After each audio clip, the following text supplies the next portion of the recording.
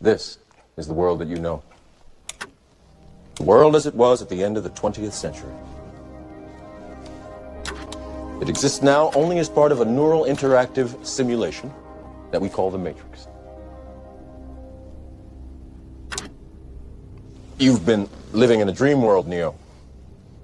This is the world.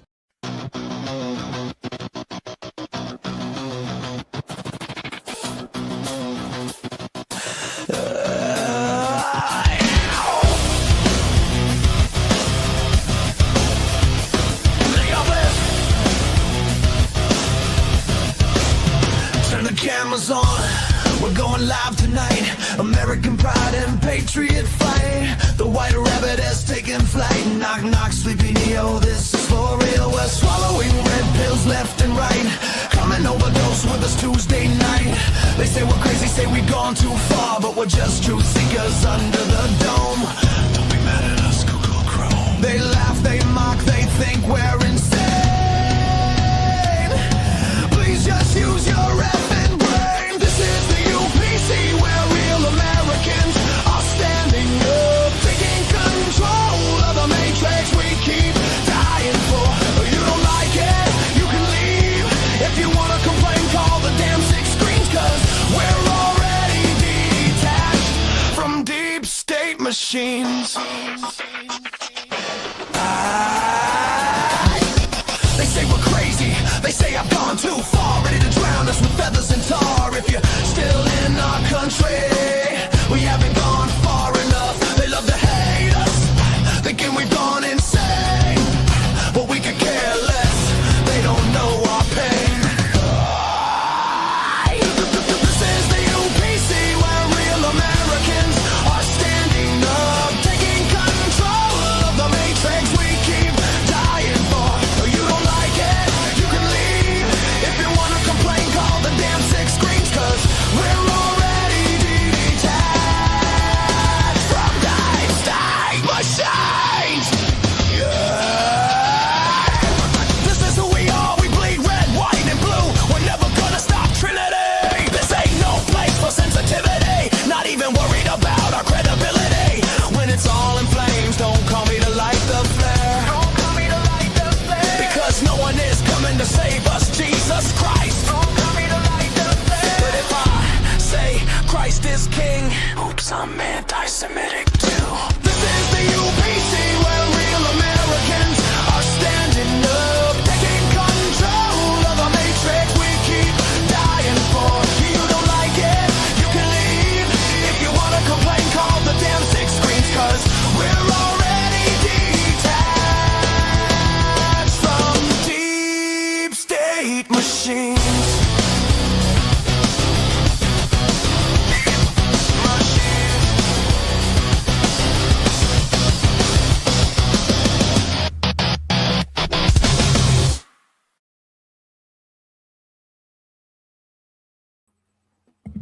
Yay! Hey What's going on, guys! guys? What's up, Finally bro? got What's up, the babe? computer to work. Listen, it's always something every Tuesday, and I'm sick and tired of it. But this one Oh no, she's was glad. kind of it was kind of my fault, guys. So we left to get something to eat, and it was about 30 minutes away. And in Florida, that feels like forever. You know what I'm saying? So, sorry, guys, it's my fault.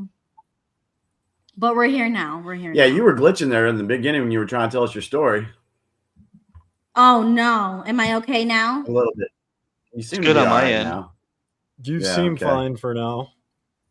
Yeah. Oh my god! What's up, Okay. guys? How y'all doing? Good.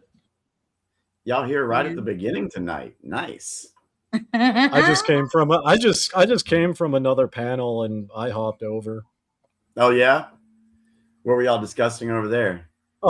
So I think there was like an atheist on there as well, but it was like creation, like Christian creation versus evolution, and then some Oh. guy was an old Earth creationist, and I don't know that much or care, but we had some interesting conversations about like the sociological aspects of evolution being taught in schools and how it applies to different cultures. Nice, nice. Yeah, that's cool. Well, Well, welcome everybody to the UPC tonight. I'm glad to have you guys. Thanks for sticking around for the technical difficulties and the delay that we had this evening. So glad Ruby got that all worked out. We're ready to go. I guess they hate everybody in the chat. Looks like the gang's here.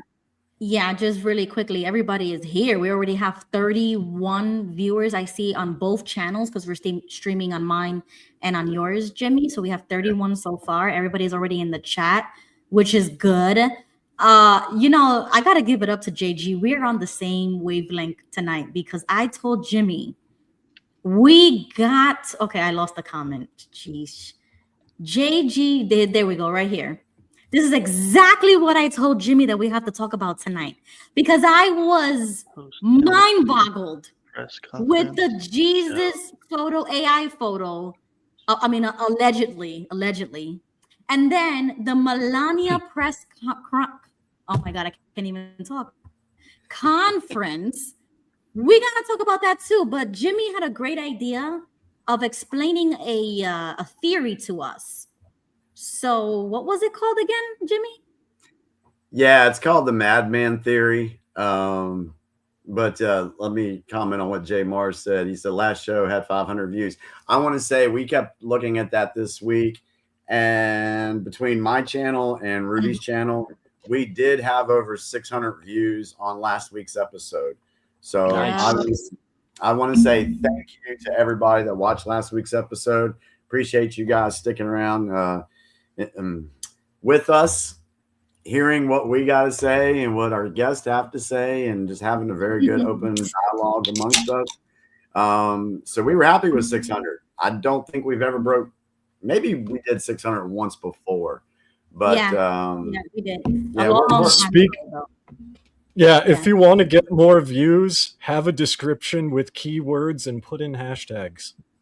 I know, but we're talking about me here, okay? I think I am undiagnosed or something. So it's like, I'm sorry, guys, but yes, it's like I know these things, but hey, even with all of those, deficiencies, we still made it this far. You see what I'm saying? Organic, man. Organic. Jimmy, this is your fault. Listen, if it wasn't for Jimmy, we would not be here as organized as we are. Okay? I know. I just got to give Jimmy a hard time at some point. Right? I think out of like everyone on the panel here, I think Jimmy's the only one I haven't given a hard time yet. So I got to make the. Oh, you might tonight. We'll see. Okay. All right. It's going to be a good show. Strap yourselves in. Share this with your grandmother. I was telling Ruby earlier. Okay, Jimmy, you got Ruby earlier. I want to know what this madman theory is. Yeah, madman theory. Again, I want to say real quick to Dave that I was telling Ruby right before the show started. We had our pre-conference call earlier today. I was like, I like that Dave comes on. He's a very, very interesting guy. We have good dialogue. He seems to be pretty intelligent.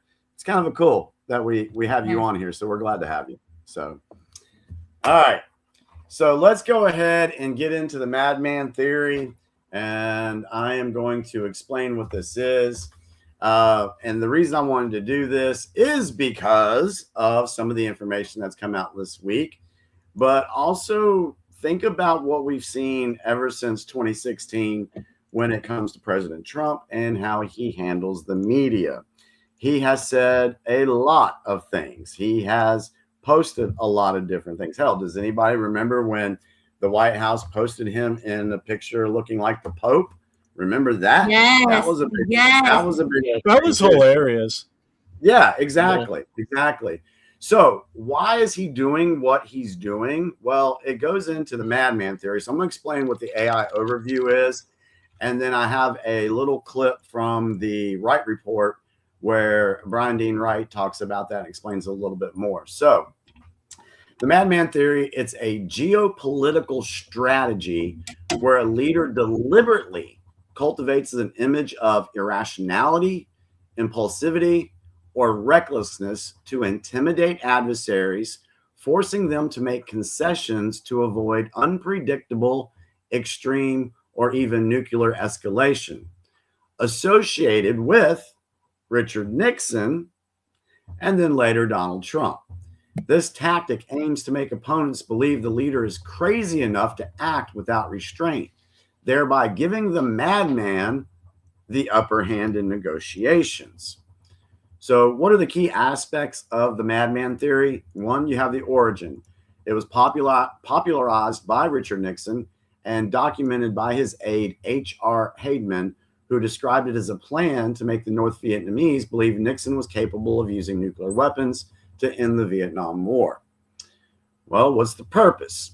The purpose is the goal is to manipulate the fear of a rational opponent, forcing them to retreat or accept terms to avoid catastrophic risks as outlined by O'Brien, Notre Dame International Security Center.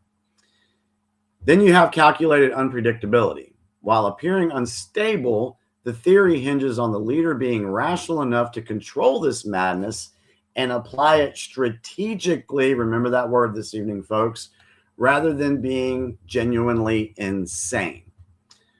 Modern usage.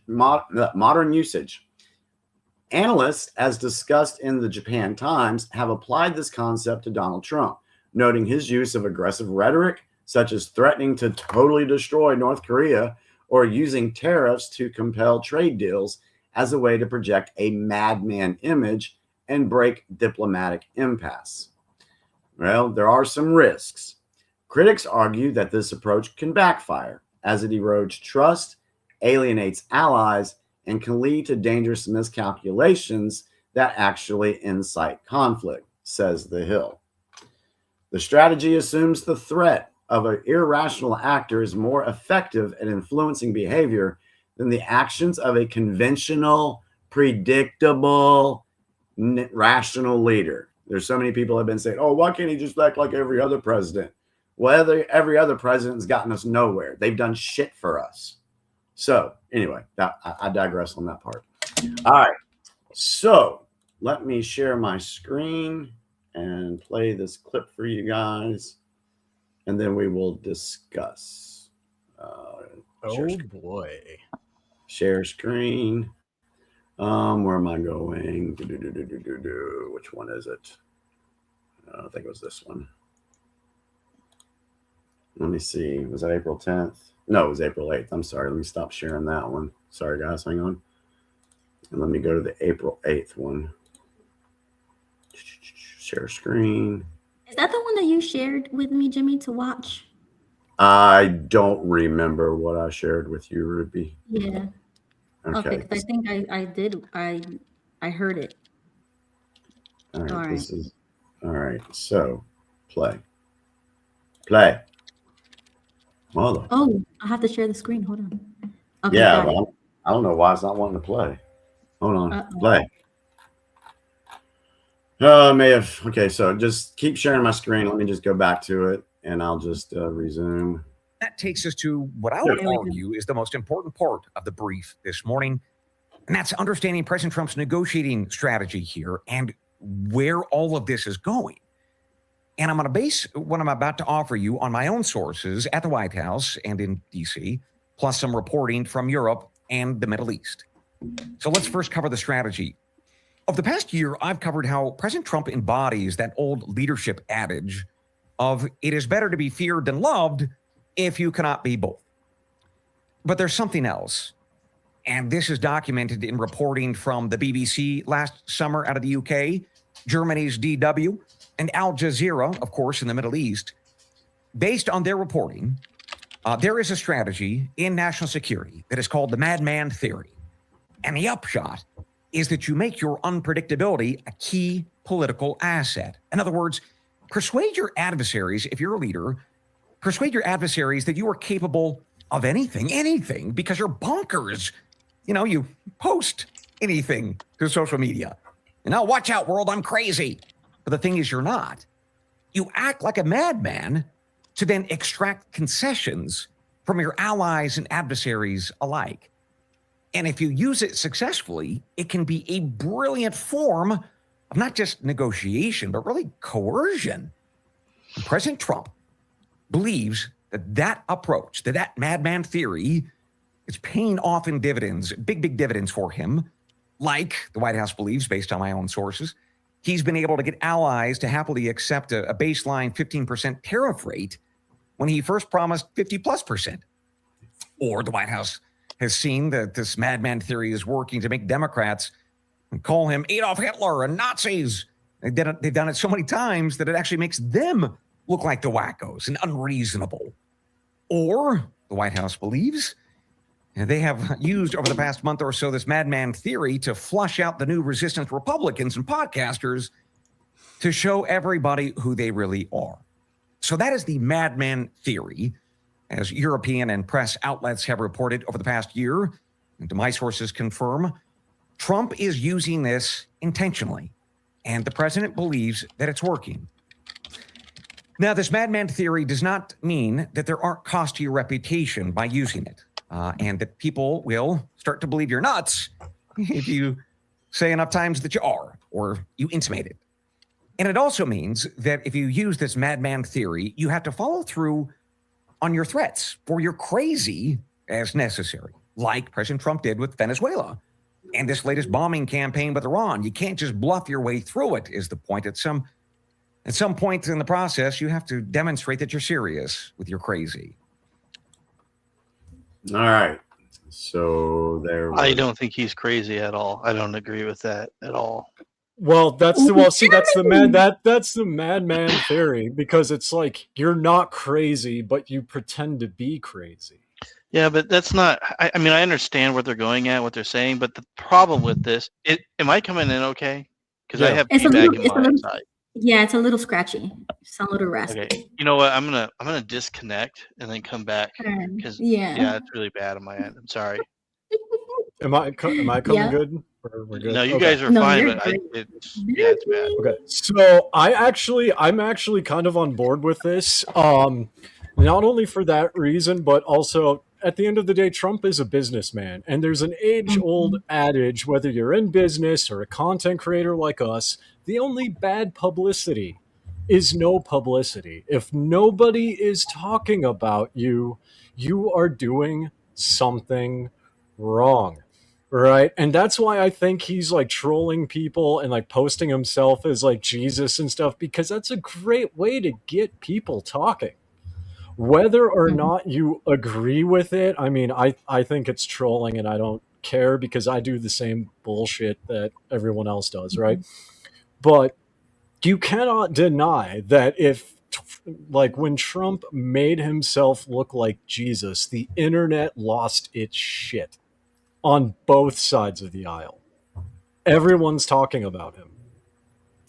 Yeah, what kills me when I saw that come out, and we'll get more into that because I got some clips on that I want to share as well, and I think Ruby does too. But I totally agree with you, Dave, when you talk about it being trolling and a business aspect to this, and I'll explain it. Trolling last week, he set the world on fire with his whole destruction of a whole civilization thing. And the internet lost its damn mind, and everybody was finally talking about Iran, especially the ones who weren't really paying attention. But this got their attention. Then you had this whole thing with the whole Jesus pick thing, and it has pissed everybody. It's like he knows what buttons to push to get these people to react. It happens every time. It happened when he called the first thing, oh, they're just fake news. People lost their damn minds. It's like there's many examples of things that he has said, not saying that I agree with everything he says. However, he's pulling this madman theory off pretty well, if that's what he's shooting for, in my opinion. Quick question, Jimmy. What other president has done this that you can give me an example of? And I mentioned it, Richard Nixon. And what did Nixon say or do? I would actually have to go back and see. I think Eisenhower did that after World War II when he started to like do the petrodollar, if I remember correctly, because after America dropped the atomic bomb, that's when the petrodollar started coming around, because Eisenhower's like, hey, we can do this to you too. Yeah, well, the information that I shared at the beginning, it only went back Mhm. saying that this was attributed to Nixon. Not that, now, this could have been the name of the theory. They finally named it or something. Maybe the actions that Eisenhower did were kind of like the precursor to the theory. I'm just Maybe, assuming. yeah. Yeah, I don't know. Now, as far as a business side of this, I can see it because I'm a salesperson. Okay. And I have Mhm. certain goals that I want to meet, not only for my team, but my personal goals and things like that. So I know how much money I need to make. I know what I need to sell. So Mhm. knowing what I need when I'm in front of a customer, I always show the best of what we have. I always show Mhm. the best. But this is what I tell my customer. I'm like, listen, I'm here to show you the best of what we've got. However, I'm not here to sell you the best. Keep in mind, I just want to make a sale. I don't care if it's a big one, middle one, little one. I don't care. Mhm. Mhm. So Mhm. I'm going to show you the best, but I'm not here to sell you the best. But if I didn't show you the best plan that we had, and you found out later I had something better and I didn't even offer it to you, you're Mhm. not going to like me very much. Mhm. So I want to start with the best. And if we need to work down, we can. So I say that's kind of similar because when it comes to the tariffs thing, Trump said, I want to put 50% tariffs on everybody. Mhm. All right. And I'm being tongue in cheek with that. Mhm. He doesn't really want the 50% tariffs. He wants at least a baseline. And he got it, the 15% tariffs on people. So they're like, oh, no, Mr. Trump, we can't do 50%. We'll do 15. Okay, great. That's what I wanted anyway. It's a sell, it's a Okay, tactic. I get that. But what you're trying to say with this theory is that he's not really like what they're trying to make him out to be, like when they were calling him Hitler and everything, right? Exactly. So what you're saying is that that's true. He really isn't like that. He's just using those tactics so that the rest of the world can view him as such. Is that Yeah, what you're because saying? you Okay. think about it. What actually gets Americans interested in any type of current event? Okay, let's Drama. Clickbait. what's that? Clickbait. Yeah. Clickbait. Bo, what'd you say? Drama. Drama. I, Exactly. when you're done, Mhm. Jimmy, I want to say something that someone who knows Trump told me, Mhm. and I'll tell you Okay. guys. Okay. Okay. So if we look at the cultural dynamic that we see in America, everybody's all focused on these well, in the past, the reality TV shows. I mean, how many people got stuck on the damn Tiger King thing back during COVID? Yeah, I remember. All right. I bet you I'm guilty. Jerry Yeah. Springer, Jerry Springer had an audience. All right. And Mhm. unfortunately, the American public is that it likes that stuff. And Trump, Fascinated. Yeah. yeah, and Trump knows this. So why not just say the most outlandish thing to get people's attention? Because as we talk about the Jesus thing, we'll talk more about why that was significant and not what Mhm. the media is portraying it as to be. All right, go ahead, Bo. Okay, so this is my opinion, and I don't know Donald Trump, but my friend does know Donald Trump and worked with Donald Trump and was one of the major donors. Okay. Mhm. So if you guys don't know this about me, but I was involved in politics, it's one of the ways I got to meet Jimmy. Okay. So I worked with, we were talking about this with the Republican who's running for U.S. Senate. He told me, and I won't say his name, but you guys will know Mhm. if you know who I am talking about.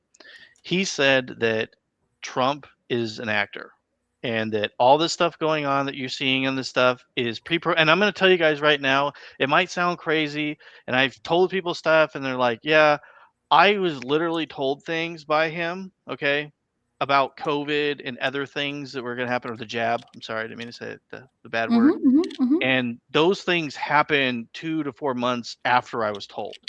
I knew about Jeffrey Epstein before the media was all crazy about it. Mhm. I heard about him through those Mhm. sources. Mm-hmm. And they said that the Republicans and Democrats, his opinion, they are just putting on a giant show. And Trump is, and he says the WWF, the wrestler Yep. thing, and he Yeah. sent me this Mhm. video, and he said, "Watch this," and it talks about WWF and how it's fake and all the fake drama they build up, and he says this is Mhm. literally what it's like. And in my opinion, like when we were going and I first got involved in politics with my friend, I thought this was going to be like debating and the smartest people and all this kind of thing. Mhm. And honestly, when it came right down to these people, it's like high school. They're literally like high school. That's what it was Oh really yeah. like Yeah. behind the scenes. Well, yeah. I mean, because Mhm. that's how you get that's like, especially today with like social media, that's how you get people interested in politics or anything intellectual, right? You can look at politics, you can look at science, you can look at even in some cases religion, which is kind of weird Mhm. that there are Mhm. Christians doing this, but whatever, Mhm. that's an aside. It's like Mhm. the only way to do it is to like have these really off the wall, unhinged tirades on YouTube, and you blow up. Yep. I've seen plenty of very intelligent people who make very good points on YouTube, and they have less subscribers than I do, right? Mhm. Because they're not selling. Their thumbnails are garbage. They're using academic speech. They're not ranting about like the Jews taking over the world with alien Like lasers and us, like, going crazy. yeah, Mhm. like Alex Jones, like he Yeah. went viral off Right. of like, gay frogs that became a meme and just boom, right? Yeah. Yeah. Like I wish I thought of that honestly, but that's Mhm. just what you have to do. You have to I think this goes back to ancient Rome too, because it's like historically theatrics and politics are very much hand in hand, especially Mhm. if you want to make money. Because you can't just Right. promise people things, you have to entertain people too. Yeah, I just noticed a comment from Slim. She said he is the president of the United States. He already I has agree.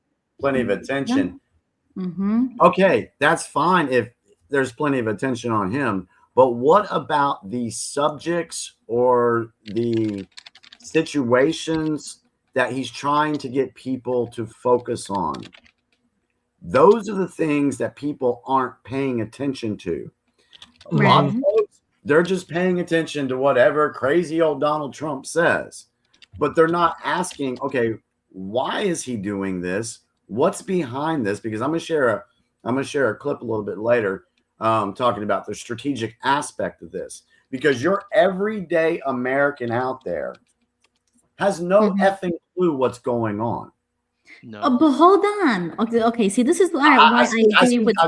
That was kind of a broad statement, but Yeah.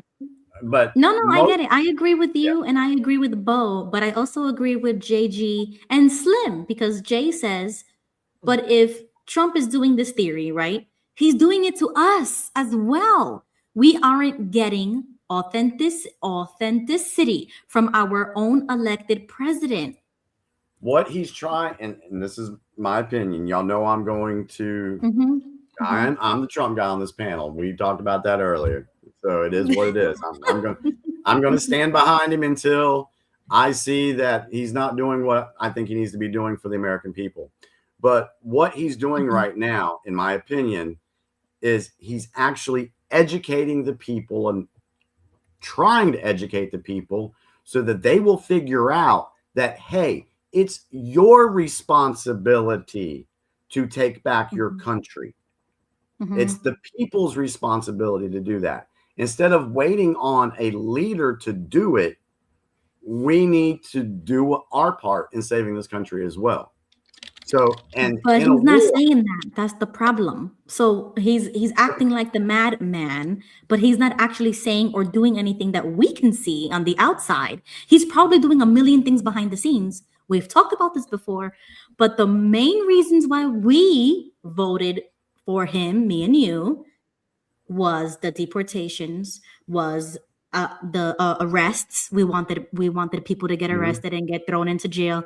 Then the whole Epstein stuff. mhm. We were waiting for those promises to be fulfilled, and it has not happened yet, It's gonna like the way start we happening though. thought. Right. And I Yes. remember we Yeah. talked about this before, but I'm just bringing it up again is because Mhm. those two things in my brain just don't make sense yet. They're I not was listening. clicking yet. I don't think you can, like, and this is the thing too. It's like what do people prefer and what's best for the country, right? And it's like authenticity is good for the citizens, but it's dangerous when you deal with radical Islamists because then they know how you operate and then they can take advantage of you. The madman That's an theory is extreme example, though. Like what we really wanted was our country, right? The border. I mean, Yeah. Trump was really good with that the first time around when he was talking about the wall. So, for example, I want that Mhm. Trump back again. I'm not seeing that Trump like the way we used to see him in 2016, 2017. Yeah, no, I agree with you. I guess to clarify, my point is you can't have both, right? You either have the madman theory or you have the authenticity. You can't do like the madman theory, which I'm leaning towards. I can't say for sure because I don't know Right, Trump, right. but I'm leaning towards it. You can't have the madman theory and then have him turn around and say, oh, you as citizens need to take back your country and be involved, because no one would take him seriously because he's acting batshit insane. Yeah. They would just assume This he's is- being batshit insane. And this is where I agree with Bo on this whole thing about Trump being an actor. I mean, how many times has Trump actually said, hey, maybe I'm central casting? He has said that many times. Right. He says All right. weird We've things. also said that you've been watching a movie. And Yep. what makes a great movie? Great actors. So because if you want to go down the roads that I've gone down, when it comes to the arrest and all this stuff, I believe a lot of that stuff's already been done. This whole thing with Iran, Right, I think right. it was already done before it even began. Yeah. And people are just now paying attention to this stuff. Now, normally most people will be like, go on with their lives. They won't pay attention to this stuff. So what does Trump have to do? Has to come out and say something crazy like he's going to destroy a whole civilization. That Can I say something? Go ahead. About what Ruby was talking about the arrests and stuff. We were actually seeing arrests actually going on, but it's not really being blown up. I'll give you an example. Is Eric Swalwell? Or Yeah. is that how you say it? So Swalwell. okay, now I'm gonna say this, and this is a grain of salt, and this is a theory. Put my little crazy hat on, but my friends that are politicians, this thing that they're talking about, that you do stuff before you get that job, they do that. Mhm. Okay, they all do it. They all have it done, and they all have stuff on one another, and that keeps them in check.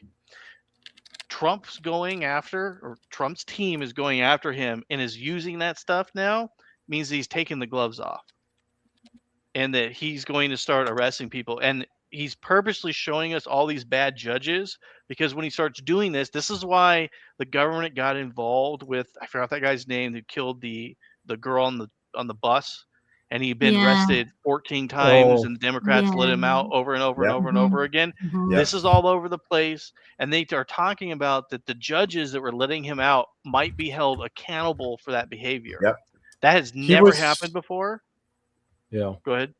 Oh yeah, I just want to jump in real quick. I saw online, and someone please correct me if I'm wrong, but the guy that stabbed the Ukrainian immigrant on the bus or the train, he was found incompetent to stand trial.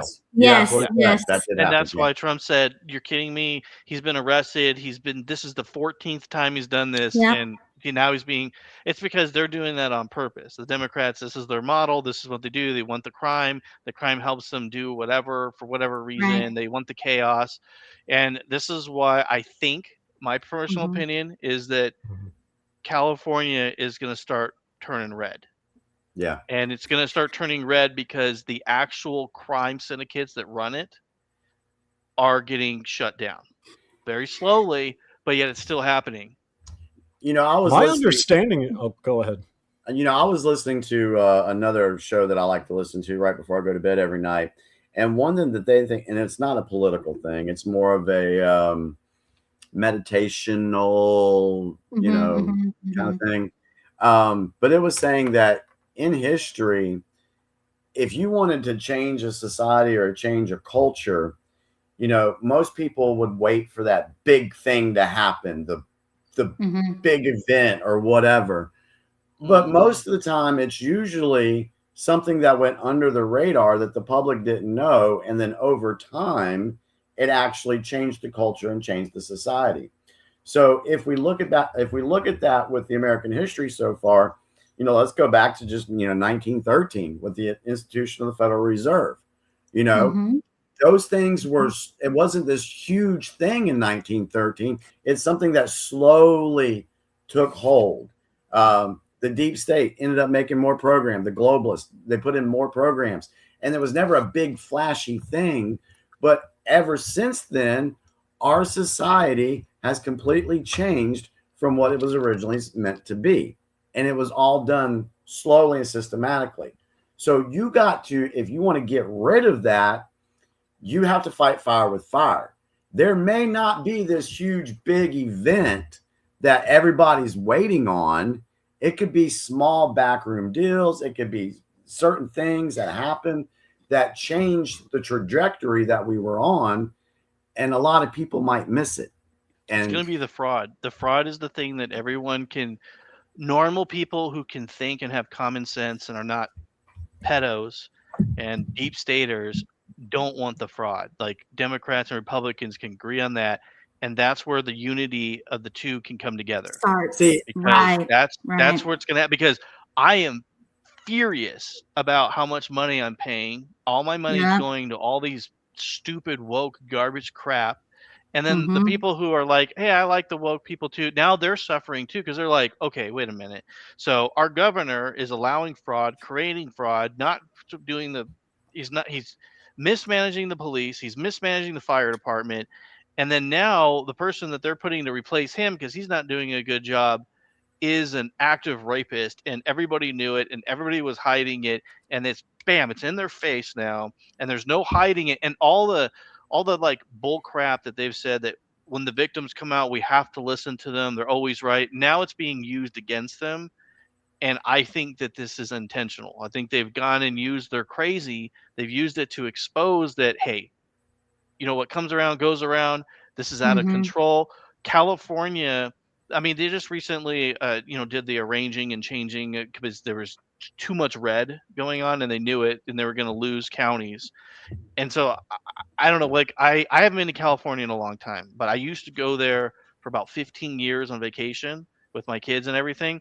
And the one thing I started noticing towards the end when it started getting kind of like, I don't even want to go to California anymore, is the locals who were Democrats were like, I didn't vote for him. I don't think people are, and it's all fraud. And they were all saying it. Democrats, Republicans. Right. Well, really, I didn't really talk to any Republicans there, and to be honest with you. It was all Democrats. But yeah, that was my experience with that's actually my experience with Minnesota. And what I was going to ask, it's like my understanding is California is like Minnesota in that, like on paper, it's a blue state. But if you look at the counties that voted for Trump, Minnesota, like almost all of it's red. Almost all of it's red. And I think California is the same. Yeah. And I mean, that's one of the reasons why, like, my wife wants to get a B2 visa to visit my family. And she's like, I want to see where you grew up. And I'm like, no, I don't want to go back to Minneapolis. Oh my God. We could go to Bethel because that's like a red county. People in Bethel leave you alone.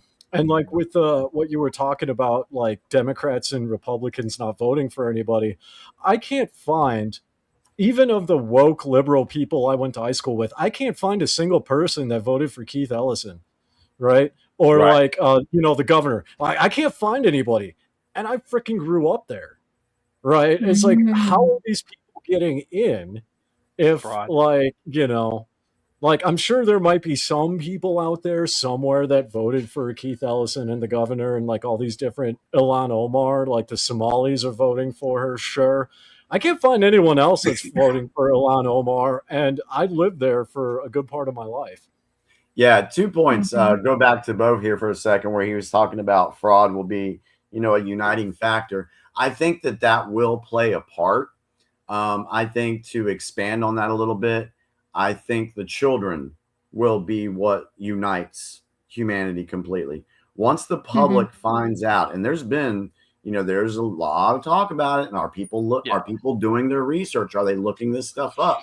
Because once you find out what this deep state globalist criminal syndicate has done to children all over the world, that should outrage you more than a freaking meme. Okay.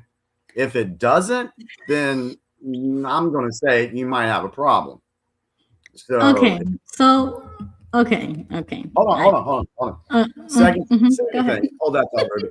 Second thing, to go with Dave, what he talked about, no one voting for Keith Ellison or Elon Omar or any of those. We know that most of those people have been installed in their positions. So, so regardless of whether, think about it. We have absolute proof of someone being installed and no one voting for her. It happened last year or 2024. Kamala was installed as the replacement for Joe Biden. Not one single vote was made for her to do that. Not one. Isn't it weird that all these like Indian descended people have just magically popped up everywhere? Well, exactly. Because that's what they're trying.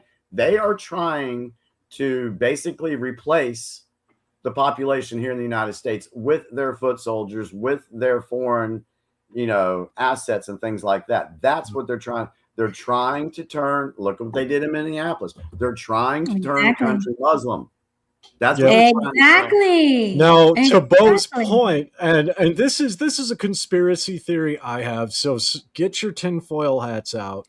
Yeah. But Bo specifically said Indian. Yeah, not Native American, just so everyone understands. Yep. Now, as a Hindu and having family in India, I will say this. India and America have close ties. And the reason why I think, and I think I brought this up before, if not here in other places, is that India shares a lot of intelligence on the Middle East with the United States because, like America, India is very well aware of Islamic terrorism. Right? They're very aware. And so it's that's part and parcel with having a friendship. Now, in my opinion, I think it's going a bit too far with H-1B visas that they come over. But I do see the logic in it because by allowing Indians to come over, you are solidifying political relationships with India, which is going to go very well if like China acts up. Then you've got India on both sides of China, but you also have that previously mentioned intelligence coming literally about Pakistan, its terrorist organizations, as well as the Middle East, because India's Marcos and other military units are actively engaging them as we speak. Dave, can I jump in here real quick? So this, I just want to clarify because I don't think the way what I said it's coming over correctly. When I was saying that people from India are over, I'm talking about like JD Vance's wife. We're talking about the FBI director and that stuff. I'm saying it's more of an alliance thing. I'm not saying I know you guys said the thing about replacing them with Islam or whatever. I'm not saying that about the Indians that are coming from India. I don't think that. I do feel the same way with Somalis and those other people. I just want to clarify that I think that my opinion is that India and the US know that the shit's going to go down in I'd say the next 10 years when it comes to Russia and China. And I think that India and the US are becoming much better friends based on the weapon sales that are going on because we're giving them advanced weapons that we don't even give some of our European friends. Yep. There's that. And here's a fun fact too. Mongolia has what's called the third party policy, where it's building very close relationships with the US. Now, Mongolia has got strong ties with Russia, but if you guys ever want to do a deep dive on international geopolitics, you'll find there's a lot more Indians coming to Mongolia now, and Mongolia is making a lot of deals with India as well. Which would be a de facto deal with the United States because, like Bo said, India. Because India, they're working. You're together. Buying our weapons now. You're buying our oil. That's what we want. And now we own the markets. Yep, and Mongolia is allowing America to mine more here, which is kind of a big deal because Mongolians are very protective of their land, right? Russia helped liberate Mongolia from China. So if something goes down with China, we're going to be the first ones to get hit. That's why India, Russia, and America are on the top of the list for geopolitics. Because if anything goes down with China, we're going to get hit first. Yep. Interesting. Wow. Wow, we are off to a fast start tonight, That folks. was very Ruby had something educational. she was gonna say, and I. Oh yeah. So, okay, hold on. First question for you, Bo. You said about the whole judge situation. You said Trump said that about the judge. Well, there's statements about that whole Trump's administration was saying that the federal Okay. government is going to look into it because they're obviously not following the law. Right. Okay. These judges are letting these people out and it's not following federal law, and they're saying that Right. we can actually hold them accountable for this. I didn't say they're going to do something. They're saying that they're looking at what they can do to hold them accountable. So what I'm saying is that we know that the judge system, I mean, judges can get away with a lot of shit, like a lot of crazy shit. Like, and when you go for dirty, that's the number one place you need to go to, is looking at what judges are doing, because they're the ones that are letting the criminals come and go. And if they're compromised, everything else doesn't matter. DA, Yeah. whatever, it's all crap. It means nothing. And We have- California is absolutely famous for letting child molesters get away with child molestation. Just completely free and off and do whatever they want. Right. Okay. Yeah, we've talked I about hate this on the show. We did. Yeah. Yeah, we did. Yeah, me too. We did this a lot last summer when we were doing the news blast and everything, because it was like every week we were on, there was another always judge a story about some corrupt judge doing something. Now, at the time, people probably thought, well, that's just another bad judge. But we were being shown how corrupt the judicial system was, because every week we had an example from somebody, from some judge somewhere in the United States doing something unconstitutional that they shouldn't have been doing, or letting perps walk. So right there, we were being educated to say, hey, maybe the judicial system is not what it needs to be, and maybe it needs to be altered and changed. Maybe we need to get real people in there that will uphold the Constitution and get these folks out of here.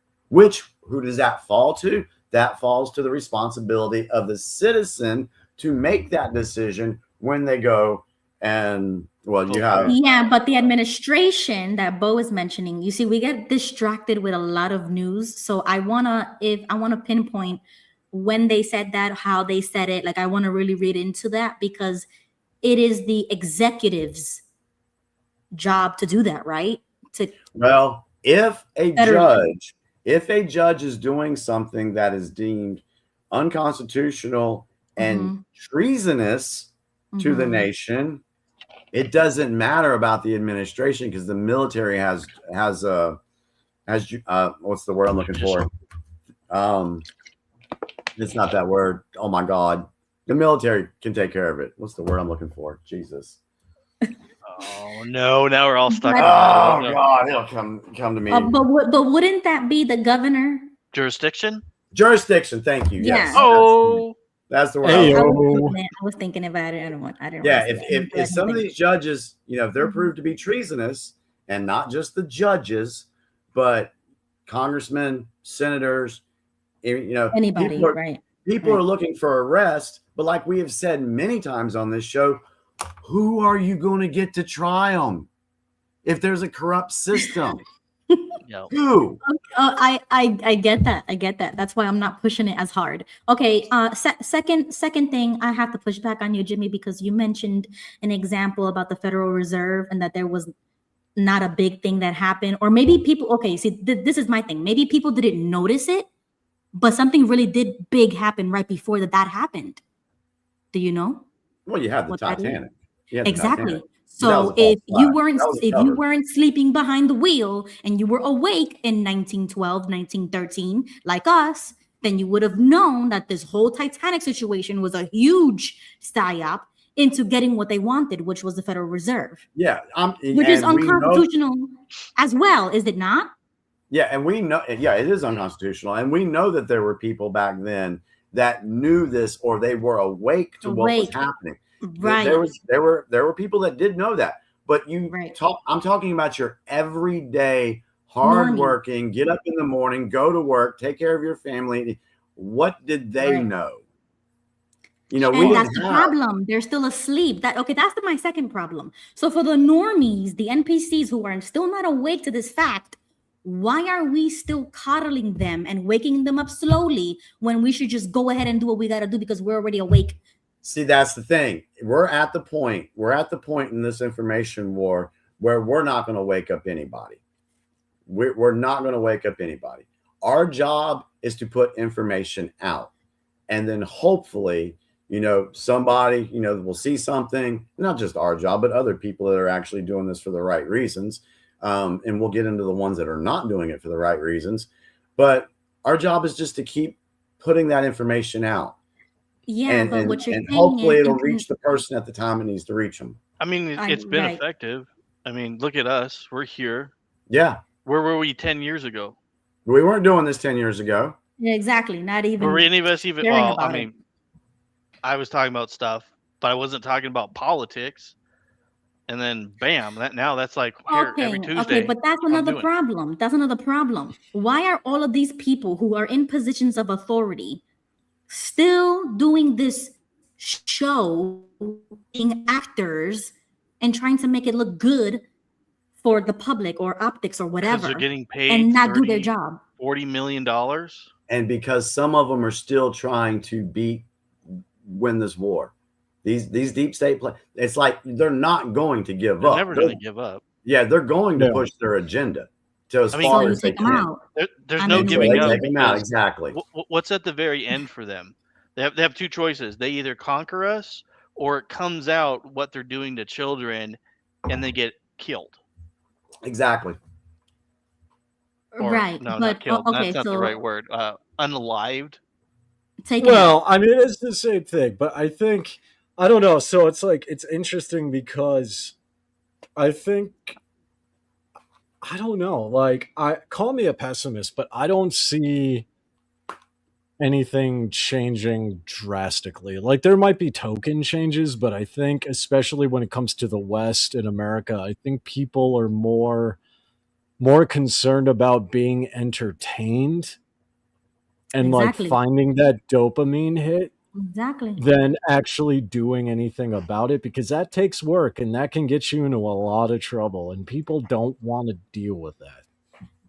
Exactly. And that's what I'm trying to say is like, why are we continuing with the distraction tactics and the madman tactic when you should just go at it full speed, head on, like a rhino, you know, like an elephant who's not going to stop. Because that makes sense, Ruby. That makes sense, Ruby. And we can't have that on the internet, okay? But they have to do this. But I wish we could do it, right? But if we do that, we get arrested. If we don't pay our taxes, we get arrested. So why are we getting punished to just trying to save our country, right? So deep state, think about like what Ruby just said. What if we did attack them right now? What's to say we're like, you know what? Ruby just became president. She said this shit's over, and just went straight for him, right? Hands off, whatever. And then Jimmy and me are going to be over the military, I guess. Well, what's going to happen? Deep State's going to use the technology that they have that we're talking about right now, and it's the good old UFO, right?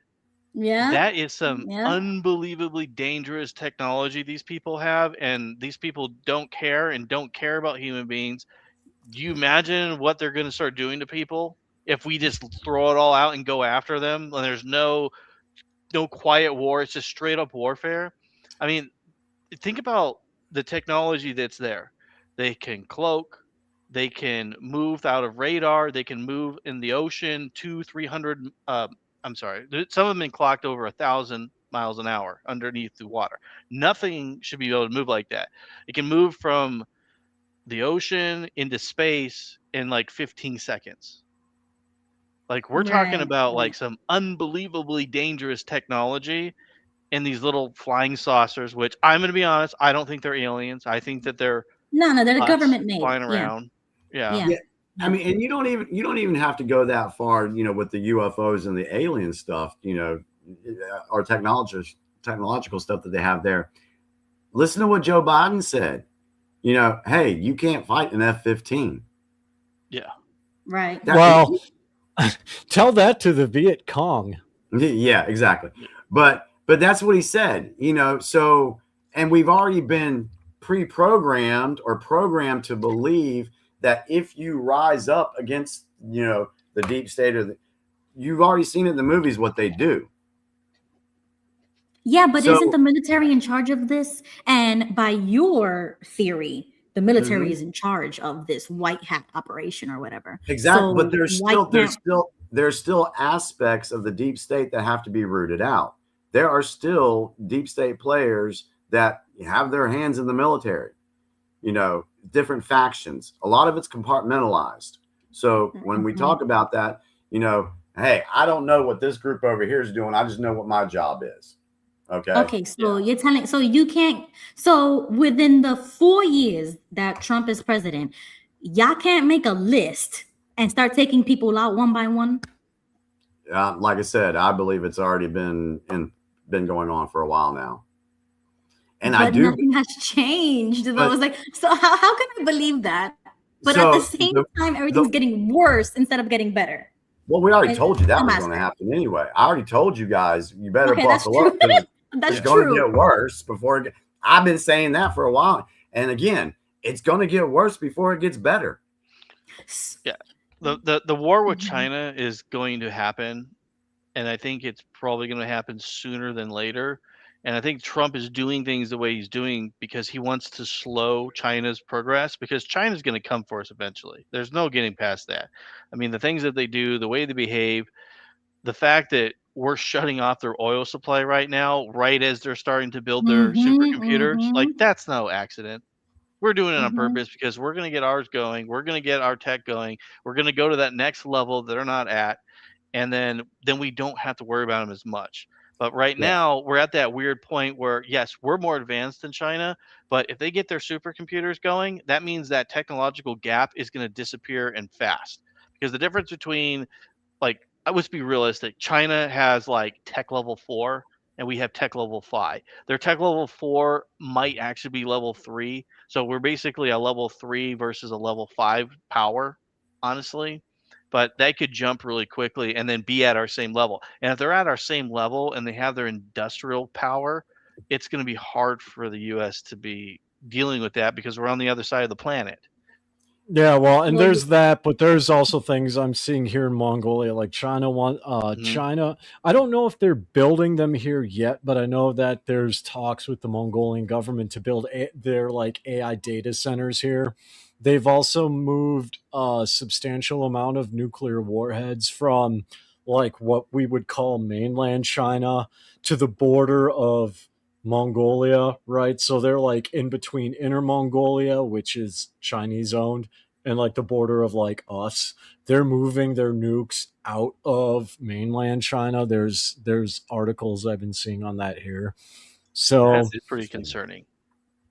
Yeah, I mean, I don't know. I don't know if China would engage in open warfare. I would, and this is just a hot take being in Mongolia. I think America is at war with China now, but it's not like, I don't think it's going to be full blown like boots on the ground or like missiles warfare. It's economic, it's technological, it's asymmetrical warfare, and it's happening right now. Yeah, they're going to continue doing that until that fails. If that fails, then their alternative is standard warfare. I mean, there's a reason why their naval power is so insanely large over the last 10 years. Yeah. There's no country ever in the history have built something as fast as they have. And you don't build a giant ass military like that unless you're planning on doing it, because you're just draining your resources. That's why they let all those illegals in. Well, and that's something that I've been seeing too, because like when you look at ASEAN nations, the U.S. has bases all along there, right? And so it would make sense because China's building up its naval power because right now it's technically blocked in, right? And so at least from what I'm seeing, if there were to be open warfare, it's going to be Southeast Asia that's going to be hit the hardest because China needs to push itself out, right? It's Yeah. not going to come in towards us because we get 80, like we do 80% of our trade with China, and Russia is technically an ally. It's not going to come in our direction, I don't think. It's going to be like pushing out to get like breathing room Yeah, in see, Southeast Asia. yeah. So my view on this is the way I see it is we're dealing with, like we said before, two different Chinas. We're dealing with the People's Republic of China and the CCP, the communists. Now, Yeah. if we think about it, in the New World Order, if we wanted to go with the Great Reset, what country was being set up to be the manufacturing technical power? Mm-hmm. What country? China. China. Therefore, if that's what they were going to try to do and set them up to be that power, then yes, they would have to build up their military so that no one could try to come in and take it away from them. However, what I'm seeing is Trump working with Xi and Putin and Modi in India, and they're working together to cut off the head of the snake, which is the CCP. And one way you can cut that off is to cut the flow of money and cut the flow of oil. That's why the whole Strait of Hormuz thing and the Iran thing is a big deal. It has, Iran has something to do with Iran, but that's not the main focal point. This is more of an economic, strategic battle that a lot of people are not even looking into, because China gets what, 20% of their oil from there? It might be higher than that. I saw it was 12%. Okay, I'd have to double check, but 12%. Yeah, so they're getting a lot of their oil. So by choking that off, that's starving the CCP from building their war machine and pushing forward. It's also starving the European deep state machine as well, because now they don't have the power and resources to keep doing what they need to do. So that's the way I see it. I don't think we're going to see a boots on the ground war with China. I don't see that happening. I actually posted this in the private chat.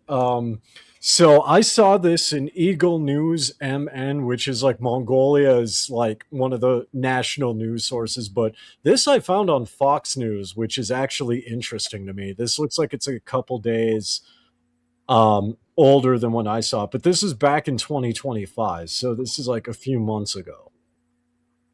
Yeah. What's the title? China quality loads 100. It's in the private chat. There's a link there. You can copy it. Yeah, I threw that up there, and I found it was interesting because it's being marketed as like a means of protecting Mongolia from foreign aggression. That's how China worded it towards Mongolia. Now, I'm not Mongolian. I can't actually speak to the intentions. That's just what I saw on Eagle News MN. I'm gonna have to look into that and see if I can find some other information on that. But yeah, I find it interesting too, because I mean, Mongolia and just this region has a lot of mountains that if you were to build silos or build bunkers here, it doesn't matter what country you are, you cannot penetrate it even with a nuclear warhead, right? It's just like some parts of the United States where like the US government has like these massive bunkers and like in case shit hits the fan, no nuke can penetrate it. We have a lot of mountains like that over here. So the move is interesting to say the least. All right. Well, this has been a very good conversation so far this evening. What's the chat saying, Ruby? Anything interesting out there? Let's see. So JG seems to think that, well, he agreed with everything that Dave just said, and he says that the U.S. is losing that race. I don't know if I can agree with that. I wish folks would make the distinction when they say U.S. or China or Russia, because you're dealing with different factions. We have a deep state criminal syndicate here in America. And if you want to say the U.S. is losing, then yeah, that would be the U.S. that is losing. The deep state apparatus is losing. I just wish people would be able to, instead of lumping China all together as being these communist crazies, or lumping all of Iran as being these Islamists, when there's the people of Iran that hate the Islamic regime. Exactly. They can't stand them.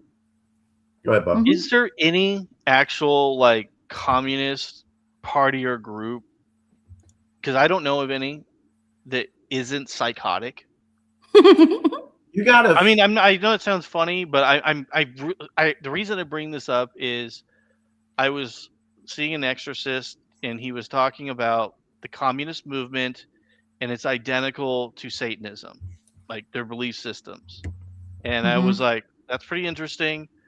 But I was like, okay, I don't know every single. I mean, obviously China, Russia, blah blah blah, the big stuff. But is there any actual communist country that isn't a total shithole where they're killing their people and things are terrible?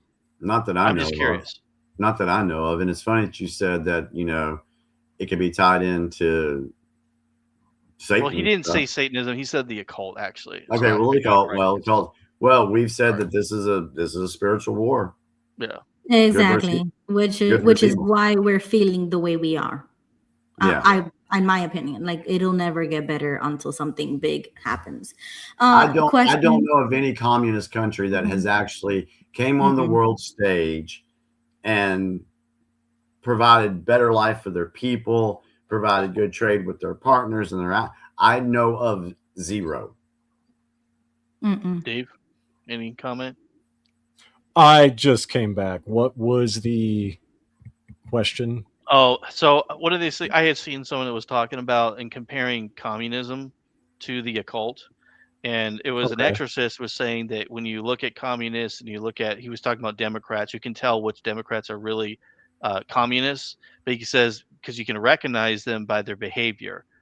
And so I was asking the question, I'm like, is there any actual like party that's with communism or country where the lifestyle and the behavior of the government benefited the actual people? Because as far as I know, they've all just been murderous psychopaths. No, and I mean, it's technically correct, and we see that even like in my worldview, my religion. It's like, even if you look at India, it's not communist. It's like a hybrid of socialism and capitalism. But it's still like, if you protest, and you guys can Google this too, but if you protest in India, there's a pretty high chance that the police will just use live ammunition on you. Right. It's a fundamentally different worldview. You have America, which I find fascinating that liberals think Trump is a dictator and they get to have no king's protest as a dictator. That happened in China before, called Tiananmen Square. And you guys know how that turned out, right? With tanks, right? That does not happen in countries that are free. Well, not even that are free, but I mean, like, there's no such thing as a communist country, because you can't even get a country with millions of billions of people to live in like the true commune state. It's impossible. So what ends up happening is the state takes control, and then you have things like the CCP or like the Viet Cong or other things like that. And then they're kind of left to their own devices to like determine what a utopia is. And a lot of people get killed because, hey, it's less mouths to feed. Yep. Yeah, that's messed up. Yeah. Oh my gosh. Wow. That was great. Yeah. Question, Jimmy, did you see that video that I tagged you on X about that witch talking about Trump and MAGA? Yeah, Maria Abramovich. Yeah, I seen that. I saw that back in 2020, 2021. And Bo has mentioned this before, connections with the occult. So I'm gonna have to share it with Bo as well, because this is, I mean, what's your opinion on that? Yeah, I don't know if you saw my response to that, but That woman is straight up evil. She's the one that's, if y'all don't know what spirit cooking is, look that up. We're not going to get into it tonight because maybe another night we'll get into that. No, but this one, the only reason why I bring that up is because I'm thankful that this user right here, Marty, says that MAGA is the highest ranking magician in the Church of Satan, right? So Bo might know a little bit better than us. But did you know? Did you know that about with the connection with Trump? I can't MAGA? say or disagree. I've never heard that before. All right, so I have heard that. Not true. I have heard that, Ruby. Okay. And what's funny to me is they tied the MAGA stuff to Trump. Of course, he did make the movement popular and everything like that. But they only started coming out with this whole occult stuff tied to that because it's Trump. Because there were many other presidents who actually also said we need to make America great again. Reagan said it. But we're not talking about the slogan sentence. We're talking about the MAGA and how we're talking about the MAGA, the MAGA, and with the connection with the spiritualistic connection. That's what we're talking about. And it doesn't have to be personally Trump. I'm just saying. Maybe it's somebody behind the scenes that are making these types of connections, and we see it clear as day. And when you see the tarot card, and then you see the AI, I gotta chime in on this as the non-Christian. MAGA is the Latin word for witch or sorcerer. What? So you guys are right. Yeah. That's the connection, right?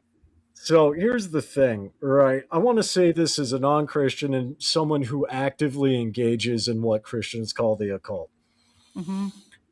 I can see it. I can see signs like the mannerisms, the method of speech, right? I mean, even as a Hindu, we have, and I'm sure you guys know this too, we have mantras, right? You have repetitive statements over and over. And like, I've listened to Trump and I've listened to people in his cabinet, and they'll repeat themselves repeatedly. And I'm going to just say this because I do energy work and I do a lot of these things. And I even just get the sense that they are, obviously not everyone, but I do see that there are some key people that are, they appear to be like manifesting something, right? It's called wordsmithing. It's called wordsmithing, wording things in a very particular way. It's a form of spellcraft. It's a form of witchcraft. Right. So I do see that. Thank you, because Church that's of why Satan? The Church of Satan. So here's a fun I just fact. looked it up. What Ruby said is it is true. It says there, but they call it magus and sometimes MAGA, and it's a highest ranking position you can hold in the Church of Satan, though. So that's the United States actual active real Church of Satan, and we're not talking about the Satanist.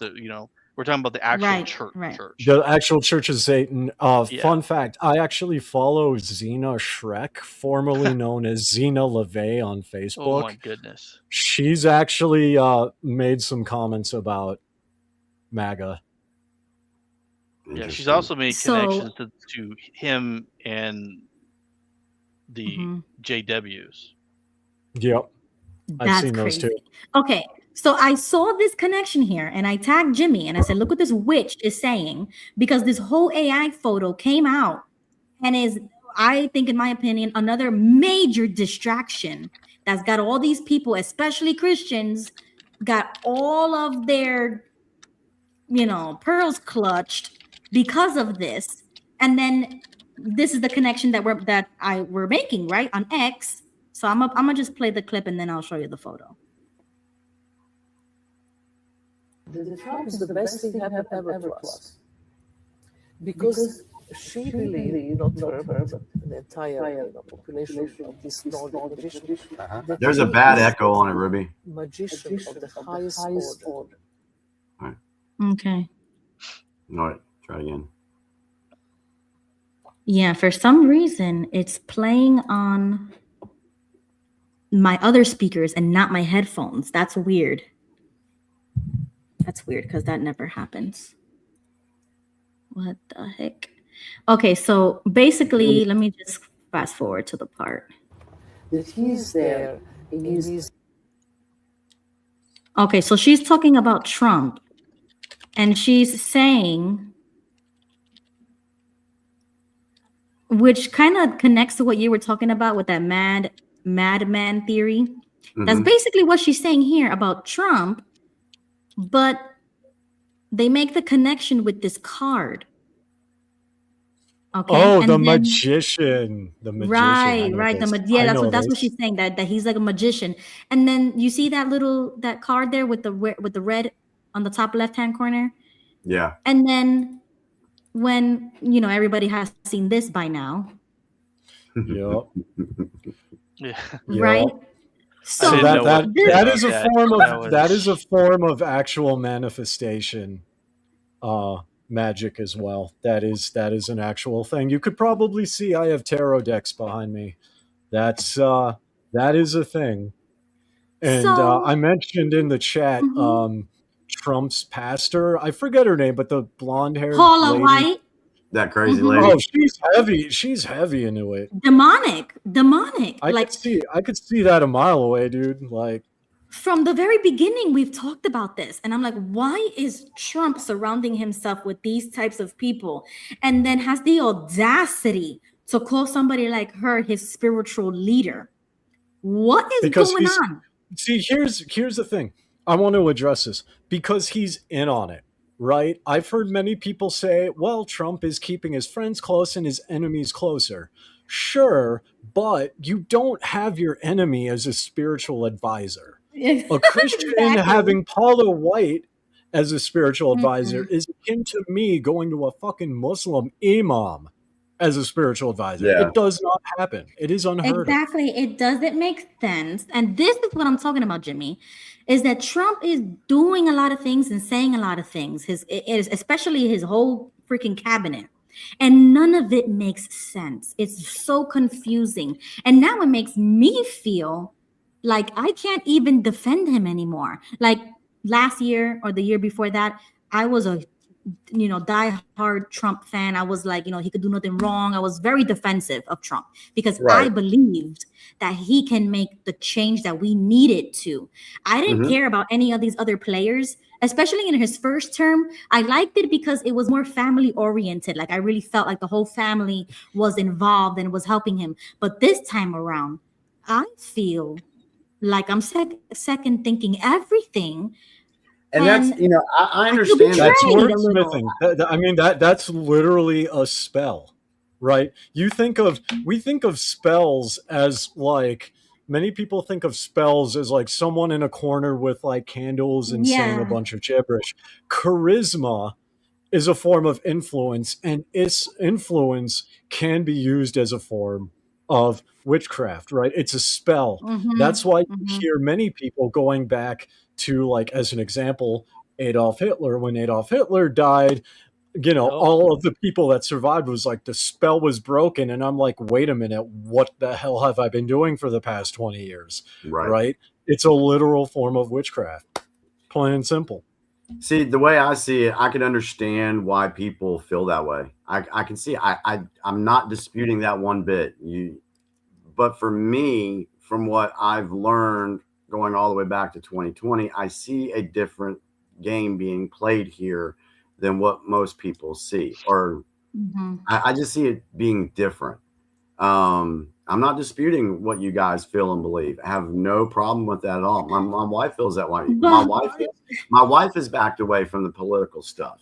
I Yeah, think there's yeah. more than one game going on because there's, and this Definitely. is actually, if you guys are familiar with predictive programming, if you've heard Yeah. the term predictive Yeah. programming. Yep. So if Mhm. you play the Fallout video games and like watch the TV show like I do, you know that a lot of what we see now has been predicted in 1999, even down to COVID being released by China. It's called the new plague. But anyway, that aside, like with the predictive programming, there's something in that series called The Great Game. And what it is globally, all the wealthy, all the billionaires, all the tech elite, all the, all the spiritual Mm-hmm. people, they are in this political game with each other, and their factions are warring with each other, even in the Mm-hmm. United States. So I Mm-hmm. think, being a little conspiracy theory minded, because I'm drinking Mm-hmm. right now, I think Mhm. dude, it's weird. I drink alcohol on this panel, and Christianity makes the most sense. I don't know what it is. But, That's how you know it's real. It's down there somewhere. You just have to but drink to I find know. out. That's crazy. Yeah, I just need to be an alcoholic again. That's what it is. All joking No, please aside, don't do though, that. all joking aside, I do think there's multiple games being played where you have the political scene, which was what like Jimmy's talking about, and then you have like the occult scene, which is what I'm talking about. You have all these different players that have all their different things Right. going on. And because they're all part of one group we call the elite, you're gonna see some overlap, right? This is Right. why like the tech billionaires who are supposedly atheists are mysteriously into transhumanism and rip off of Hinduism and then the occult. Yep. Right? There's going to be overlap. Erica So, Kirk. uh, The things coming out about mhm. her are the things that have made me look at Trump differently. I still a Trump Yup. supporter. I'm not going to say I'm not. I think he's doing good. I really think all the stuff going on in the background and preparing and keep going at the deep state. But I do have to admit, the shit with Erica Kirk coming out about her Yup. history, and then the women that were Yup. part of Trump's pageants, and then how many Yup. of them are in positions of authority in the government Mm-hmm. is not making me feel so awesome, because I'm like, that woman I really think is a psyop, and Oh, she yeah. was Yes. there to control Charlie. Yes, I totally exactly. agree He with that. married I his think that handler without even I knowing it. personally believe that she works for the she works for Mossad? Israel. Yeah. Yeah, Yeah. totally, I totally agree with 1,000% that. agree with you. But hold Yeah. on, Jimmy, because we make these types of connections, right? So, Jimmy, Yeah. how can you see that, say that, hear that, and then on the next minute say, "Oh, well, he's doing this to help us," or that he's doing this to save our country, make our country better. How, Jimmy, if he's in bed with the devil? Okay, The that's what occult I'm will trying to devour one say. another. It's part of the they Help, hate one another. Exactly. helping the American people is very different than placating the American people. And I think Trump is placating the American people. He's saying what they want to hear. He's giving token Right. crumbs so that way Right. people don't get too upset. I mean, it's literally what Reinhard Heydrich did in Czechoslovakia when he went there during the German reign in pre-World War II. Yeah, he slaughtered a bunch of people, but he also gave a lot of people food, and he gave them promotions, and he gave them money, because he knows that you can't just go in wiping everyone out. You have to keep the overall population happy, and then they won't revolt. Yeah. Yeah, Jimmy, go ahead, because that doesn't make sense. It's really difficult for me to explain how I feel about this to folks, so I'm going to try anyway. What I look for is I look at what actions are being taken by trying to look at the actions taken behind the scenes. What's being done with other countries, what laws are being, changed that needed to be changed, what protections have been put into place for, like, example, religious liberties. He's put a lot of protections in place for religious liberties. Instead of focusing on the individual, which a lot of people, that's what their main focus is just the personality of Trump. That's right, no, I agree. Yeah. That's what their main focus is. And when you're only focusing on that, then you're going to see the things like you guys have mentioned about the occult, stuff like that. All right. When I look at the actions being taken and what's being done, with other nations, I don't see that in play. I'm not saying it's not there. There's two different things I'm looking at here. And so when it comes to exposing the human and child trafficking, if he was a true Satanist or in bed with Satan, then why is he one of the ones that have been exposing human trafficking, child trafficking? Because we know that is something that the occult does. We know I that. saw that in his first administration, but I'm not really seeing it in the second one. So I don't know what happened between then and now, but something major happened. And I do believe that it is spiritual, which is why I don't agree with Trump anymore because of that, because he doesn't believe in God. I truly feel that he just Why do you said say he was doesn't believe in Christian God? because Do you I want- don't do you believe him. want He a hot said he's take? Christian, but he's not Christian. And I Do you think he want a just hot said take? to get the vote. Go ahead. Do you want a hot take? Mhm. All right, so I'm going to sound a little woo-woo here, but bear with me. I think he's either possessed or working with spirits directly. That's And what the I'm reason trying why I to get say at. that, and Mhm. and I'm just going to say it because I literally get paid to do this, right? I literally get paid for psychic readings. I literally get paid to be a medium. Like there's Wow. something about Trump and the people, some people around him, like especially Paula White. Mhm. I don't know how to say it other than this. There's an energy around them that is not them, right? And I'm sure you guys may He's kind of different know and what you I'm can getting tell. at. Like if you're Yeah. around a person, like you walk around in public and it's like, yeah, there's people, but occasionally Mhm. you'll encounter a person, be like, there's something off, right? Right. Like this Yes. person isn't Yes. just a person, there's more to it. That's Yes. what I see coming off of them. But that's what I'm trying to say, Jimmy, is that these things that don't make sense, whereas before it made sense. You know what I'm saying? The first time around, I was with him full blown. But now certain things don't make sense. And then when X makes these types of connections and you see how real that can become, then you start looking at Trump in a different light. And that's what Right. I'm seeing, is that spiritual aspect is what's bothering me so much. Like inside that I can't put it into words, but that's what makes me think that Trump is in bed with everyone that he maybe before was supposed to expose, maybe, but now he's flipped the script so much. I mean, best example can be Lindsey Graham. They are two, peas in a pod now. When before he really was exposing Lindsey for the rhino that he is. Right. You know what I'm saying? Like that's And just it's missing. more than just being close. It's like Yeah. you can feel their energy, like they feel close. It's not just like, yeah, he's Yes. being cordial. So Can I throw there's something out a there that connection. goes off what Dave was talking about the energy and the change? It just dawned on me because I had a preacher talk about this recently. But let's just hypothetically say that this is true and that he has some kind of influence. He did do so much good, and he has been doing and still doing. But then what if he is being demonically attacked because of what he's doing? Like That's a good I point. just That's a good thought point. about this and I'm like, wait a minute, okay, so he is. I mean, let's just be honest. Like he's done more for human trafficking in what 5 years than has been done in the last 50. Yep. So You that's not going to can, make the occult very Yep. happy.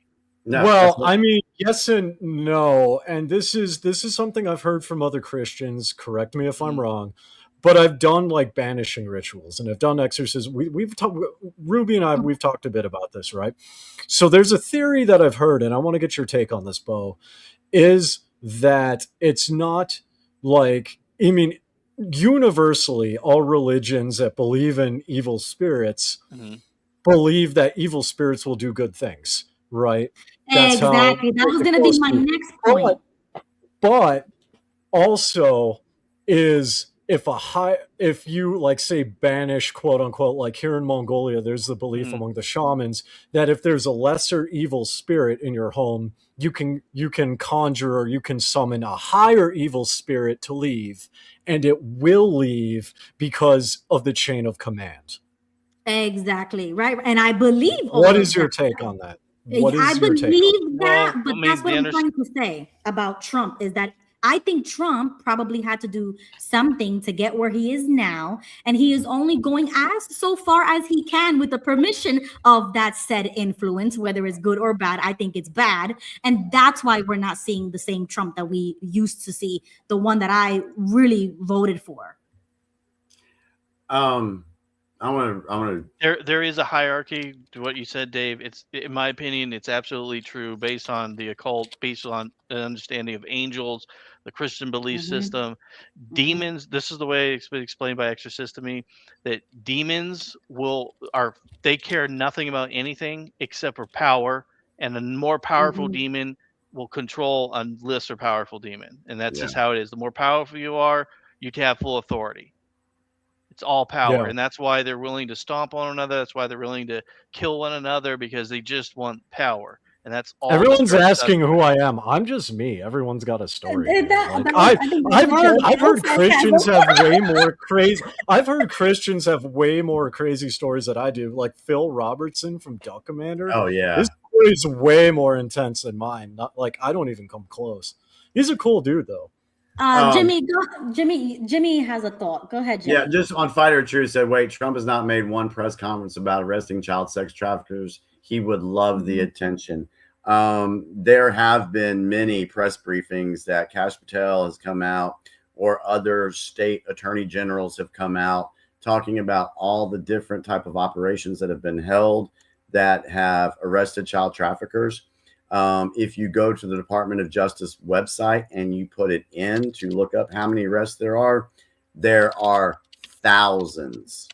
So I don't agree with them saying that he's not doing anything, because I know that's not true. Yeah, that there's documented evidence to show that under the Trump administration, the media is not going to be like, oh, guess what? Trump just arrested another 1,000. Yeah, they're not going to say that. Because that's gonna make his popularity soar through the roof. Exactly. So where hold on a second, Ruby. So where I stand on this whole thing, I understand people's concerns. I'm not here to change anybody's minds. I'm not here to get them to believe the way I do.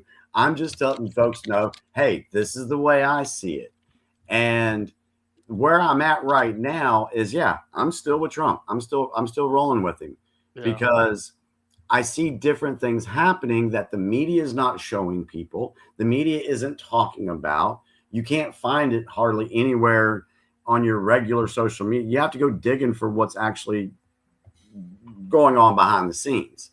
And until I see something change in that arena is where I'll be like, all right, maybe he's not who he says. But don't you think the people closest to him should matter? Like this Paula demonic woman?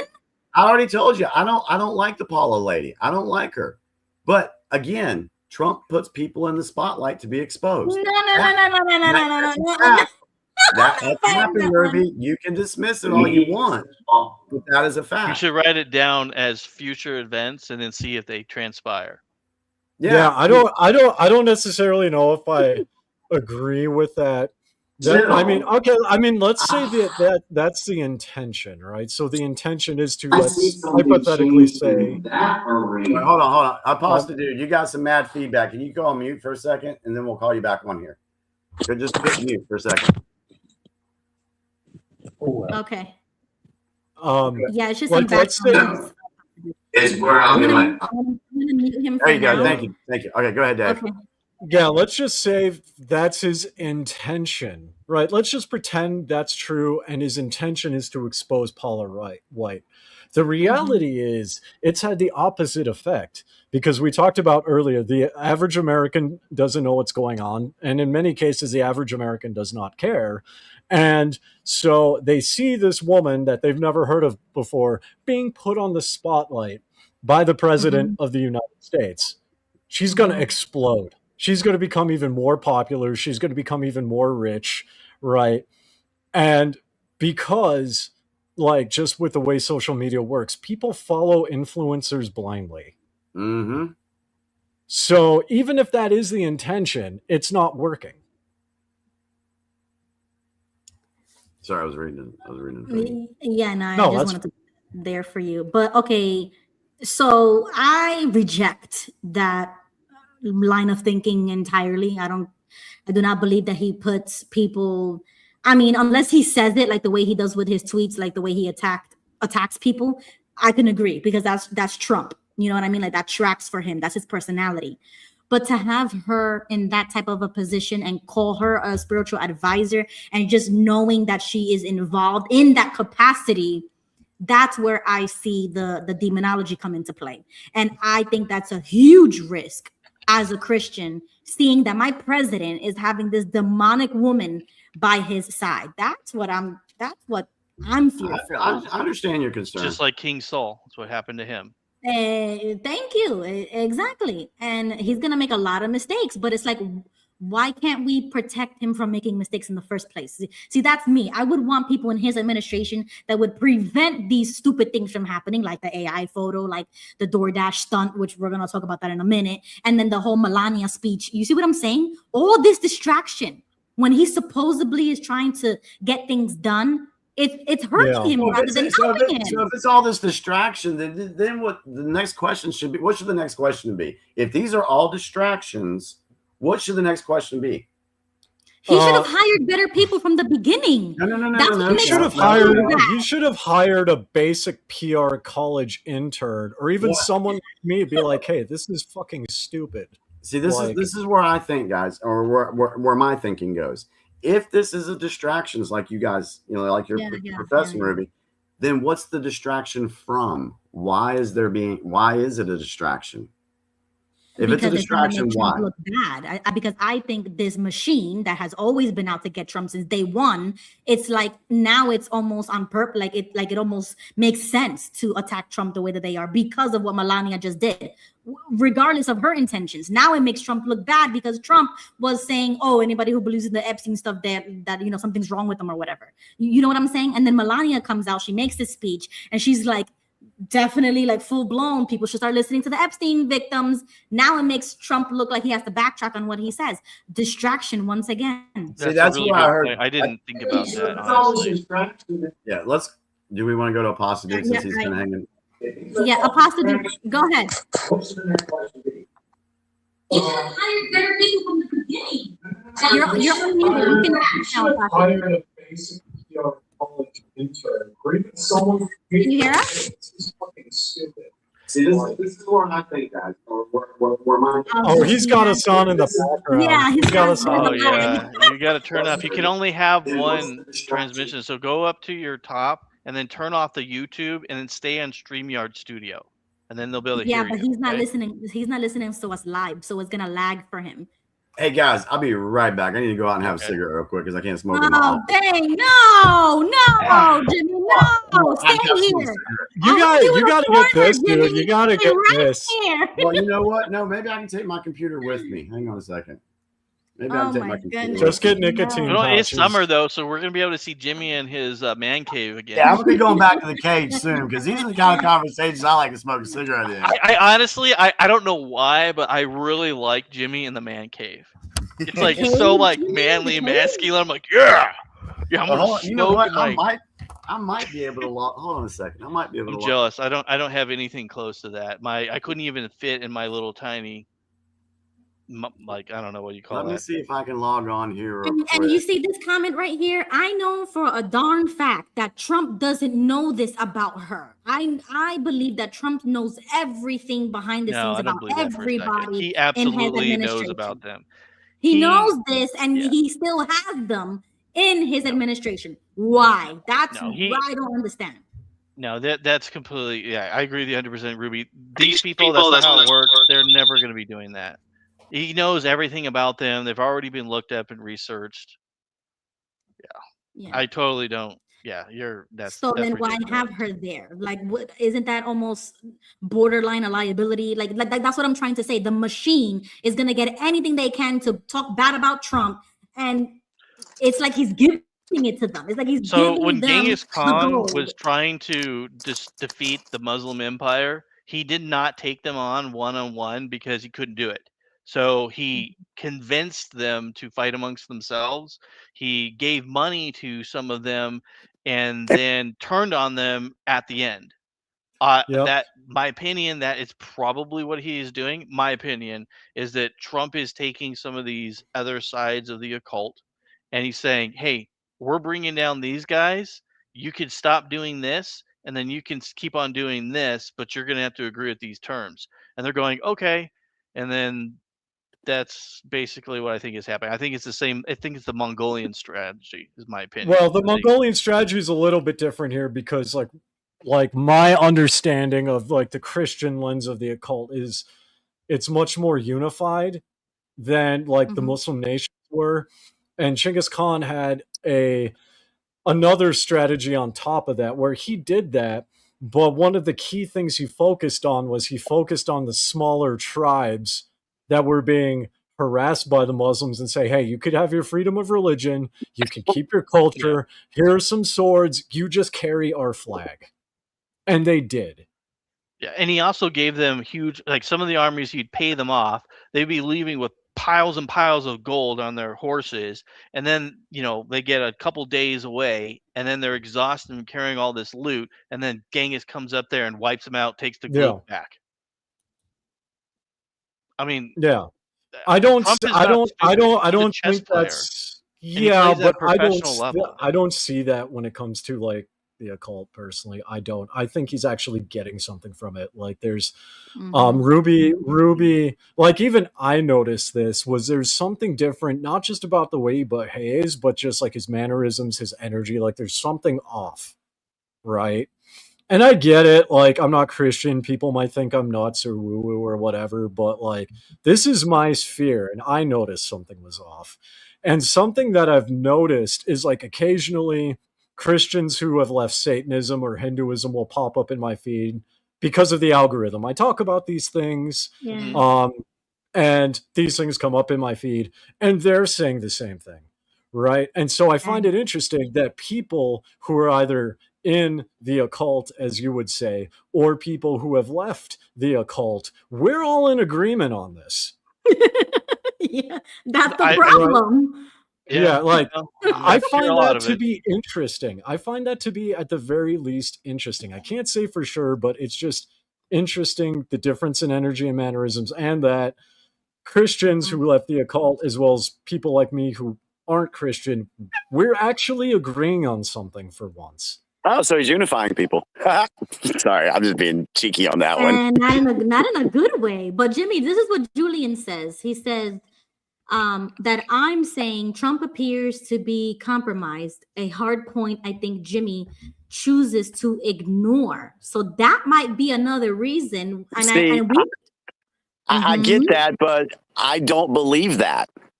I know you don't, but that's why I brought up this topic, because it's like, how could you not see that and then think he's trying to do what's in our best interest? Because I see other things going on. Okay, so remember how everybody thought I was freaking crazy with COVID and the jabs? Remember? Yeah, but that's not really spiritually I'm just saying. But what I'm trying to convey to you guys is I've looked at things differently since 2020 than what the mainstream media, what other podcasters, influencers, what they said. I was against COVID. I was against the jabs. I was against a lot of things that people thought I was effing crazy for. But come to find out, I was vindicated on that stuff because I was right. Now, I'm not saying that I'm going to be right about this thing with Trump, but the same way I research and look at stuff with what's going on right now is the same process I used back then. Right. So my process of looking at information is totally different than everyone else's. Okay, so let me ask you this. Is there anything that Trump has failed to do in regarding to his promises when he ran for the second term? Have you noticed any failures?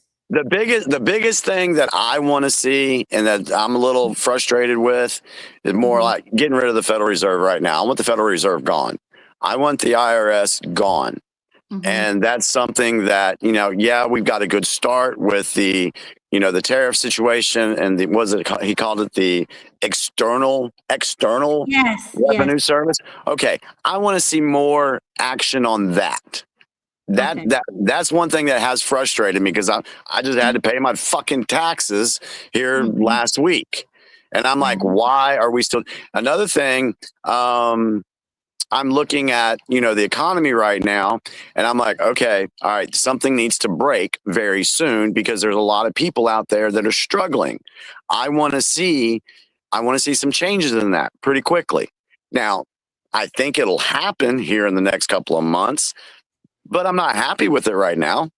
So I'm not saying that I'm this fall over on Trump's feet and worship. I don't worship anybody, but I see a different things playing out right now.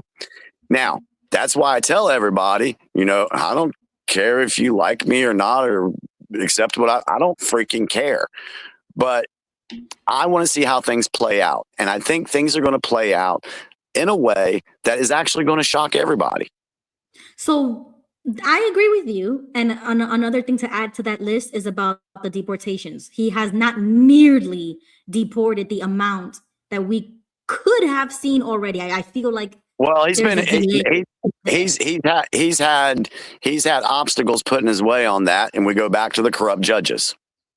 Yeah. Okay. I mean, he's trying, but it's hard to do when he's being stopped every way. Yeah. And then with the shooting after that, then ICE agents are being threatened and everything else is just completely, because I mean, if you're an ICE agent and like the libs find out who you are, they will literally try to kill you. Yeah, they will. It's insane. Yeah. Right. Okay. So how about this? This comment from Latin America. Okay.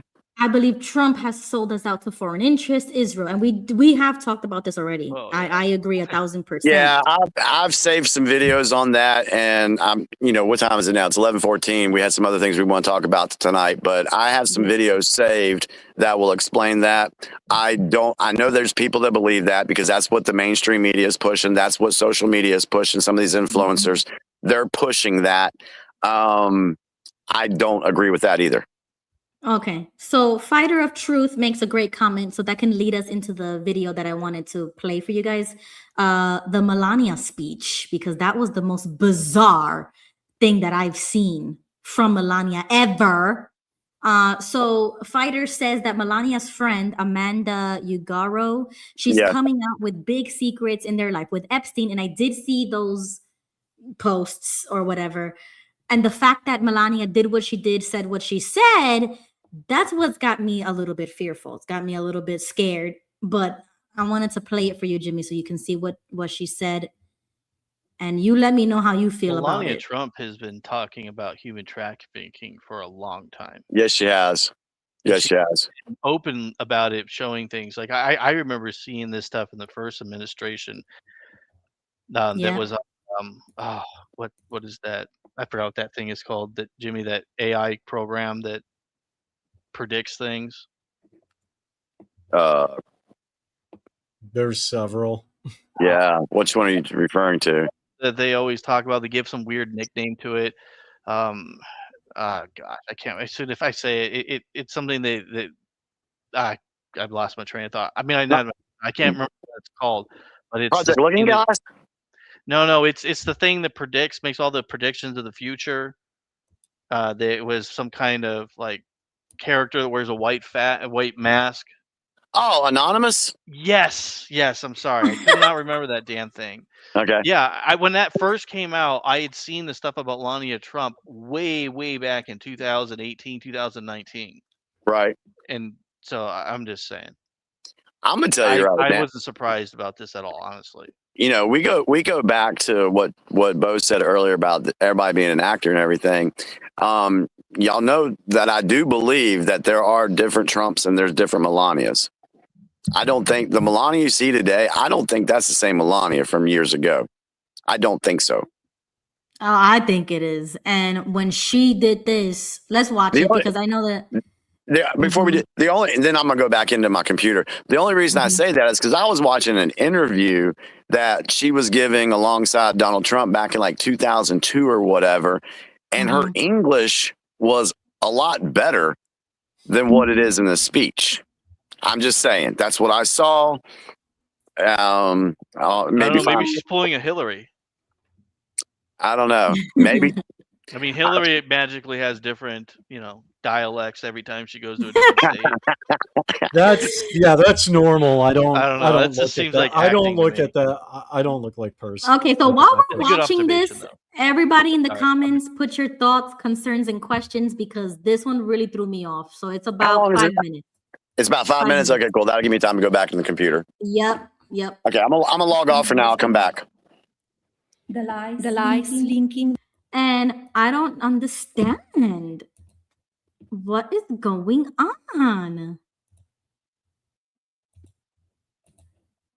This, okay, no. Let me try to share my screen.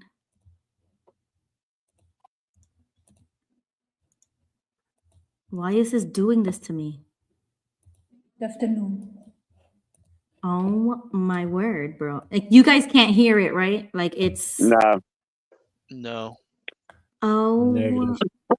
my word. All right, guys. Well, I guess you're gonna have to look it up yourself. No, I'm just Oh, are you kidding. serious?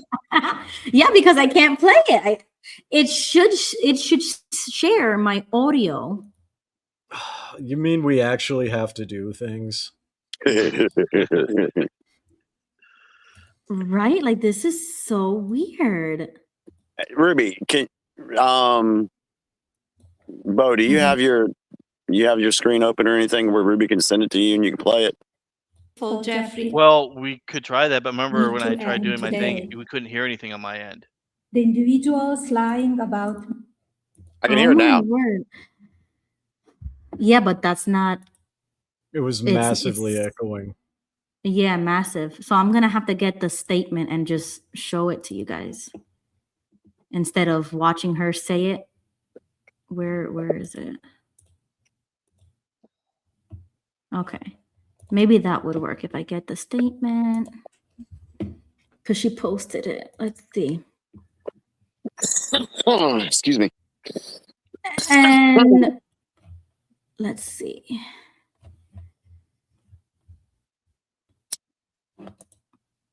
Okay, I got the statement. Here we go.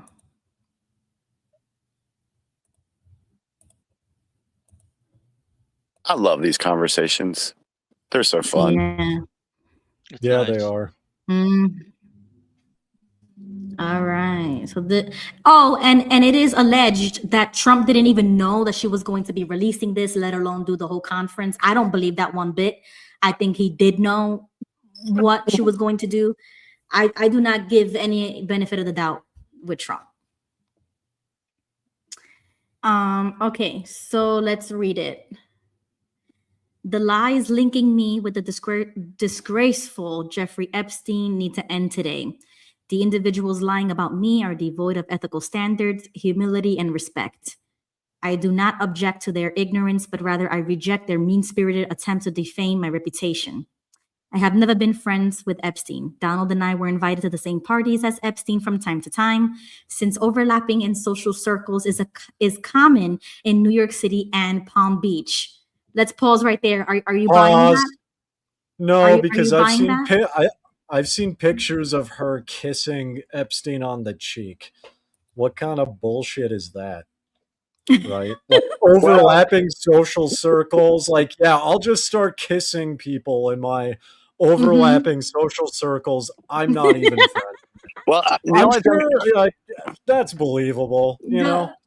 The only thing I'll say to that is, Whoopi Goldberg came out on The View, and I cannot believe I'm quoting Whoopi Goldberg, but, she was mentioned along with Joy Behar, and they used that same thing. They said that, from time to time, you get invited to parties where there might be some other celebrities or some other people there that you didn't know was going to be there. I can actually see that happening. Sure, but you don't kiss them. Right, you don't exactly. dry hump them. And was that a legit photo? Was it a legit photo? Because you're gonna have to share, Dave. Yes. So find the photo, please. I gotta find this now. Yeah. Okay, find it. I'm gonna continue. Yeah. She says, to be clear, I never had a relationship with Epstein or his accomplice Maxwell. My email reply to Maxwell cannot be categorized as anything more than casual correspondence. My polite reply to her email doesn't amount to anything more than a trivial note. Let's pause right there. Are you believing that one, Jimmy? Yeah, I'll give her the benefit of the doubt on that. That she's emailing Maxwell, and they're just talking. Because there was no other information to go along with that. So I'll take it for what's been said so far until further evidence comes out disproving that. Okay. Continuing, she says, I am not Epstein's victim. Okay, let's pause right there because when she said that, that's what took me by surprise. Why would she say this? Because They they, say that Epstein introduced her to yeah, Donald Trump, and that Yeah. Donald Trump, that she is the handler for Donald Trump. yeah. But she already said, okay, maybe she says it later on, but she Yeah, already but mentioned she's going to be that doing they didn't. lawsuits against these people, and so she's making a statement to the public that's going to Mhm. allow for her to sue them because she's saying these things are not true. These people are Mhm. Right. saying these things, and there's going to be lawsuits coming, and I believe it has something to do with the merger with Paramount. Yeah, I agree. So apparently the picture I saw is not actually legit. I thought it was. So that's my bad. Wow, that's great. We found that out in real time. Thank you so much, Dave. Okay. So That's another thing. That's another thing I like about this. We all here to work with each other and find. Okay, Yeah. what was really said? What was really shown? I like that about us. this is why we gotta go line by line with me because this is a lot. Because Yeah. in my opinion, I would never say that. I would never say I was like the way she said it. I was Epstein's. Like I understand that that's the accusation, but This is why? the lawyer wrote this out. I can tell you right now. Yeah, a I was lawyer gonna wrote say this out. this is Yeah. like very legalese here. Yeah. Yeah. I think she's getting ahead of something. Okay, let's keep reading. She says Epstein did not introduce me to Donald Trump. I met my husband by chance at a New York City party in 1998. This initial encounter with my husband is documented in detail in my book, Melania. The first time I crossed paths with Epstein was in the year 2000 at an event Donald and I attended together. At the time, I had never met Epstein and had no knowledge of his criminal undertakings. Okay, pause. Are we believing this? Any thoughts about this sentence? What year did she say that supposedly took place? 2000. 2000. 2000. So she got with Donald in 1998. When did he start doing his shit, Epstein? I mean, I think he's been doing it since day one. I mean, how can we pinpoint this? He's been an agent since day one. I don't know, but what Jimmy's trying to get at is when did he get caught and people started. Oh, so that was in Florida in the there later are 2000s. 60 charges against him that were filed by women, and they were all just somehow never followed up on, and then eventually they did. Like whenever that was taking place, I think is what Jimmy's getting at because that's when he was active. Okay, so that was in people knew who he 2006. was. So that was in 2006 when he finally got caught, like on record in Florida when he had to register. So she's saying that she met him in the year 2000 and she was with Donald in 1998. Yeah, so this was way before. Epstein was also around the modeling agency, and he Yeah. owned some of them too. So she would have known him. I mean, if you're I don't know if you guys have ever had any friends that worked in the modeling agency, but the agents and stuff know one another, and it's a really small, niche little group. And I don't believe that for a shit that she didn't know who he was. And Yeah. Right. I don't mean to be offensive, but they have pretty dirty lifestyles. Most of those people. Yeah. What I've seen, like drugs, sex, all that kind of shit. Yeah. Like, so none of this surprises me at all. Like, if you ever been around models and if you ever been around any of their parties and shit, it's pretty crazy. It's in the culture. Yeah, I mean, it's just a lot of degeneracy. Okay, so the underworld is a small community. Exactly. Really I find it funny that whoever wrote this said criminal undertakings. Like, who talks like that? I mean, when she said that, a lawyer. When she said that, I just started dying laughing. Like, it's either a lawyer or it's either a lawyer or someone in public relations with a background in law. Yeah, so that one threw me off. I was like, this is not Melania. This is not coming from her. And that's what made it feel so inauthentic to me. Like it really does feel like she is trying to get ahead of something because something's going to come out that makes her look guilty.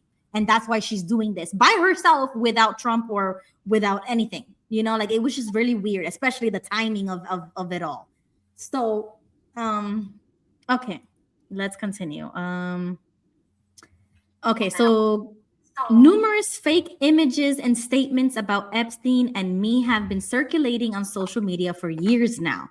Be cautious about what you believe. These images and stories are completely false. I am not a witness or a named witness in connection with any of Epstein's crimes.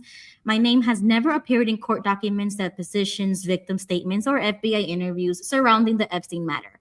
I have So never. far. Uh-huh. I have never had any knowledge of Epstein's abuse of his victims. I was never involved in any capacity. I was not a participant, was never on Epstein's plane, and never visited his private island. That we know of. I mean, if she we is got going the to flight sue, log. then She's not on there. So Yeah, true. Yeah.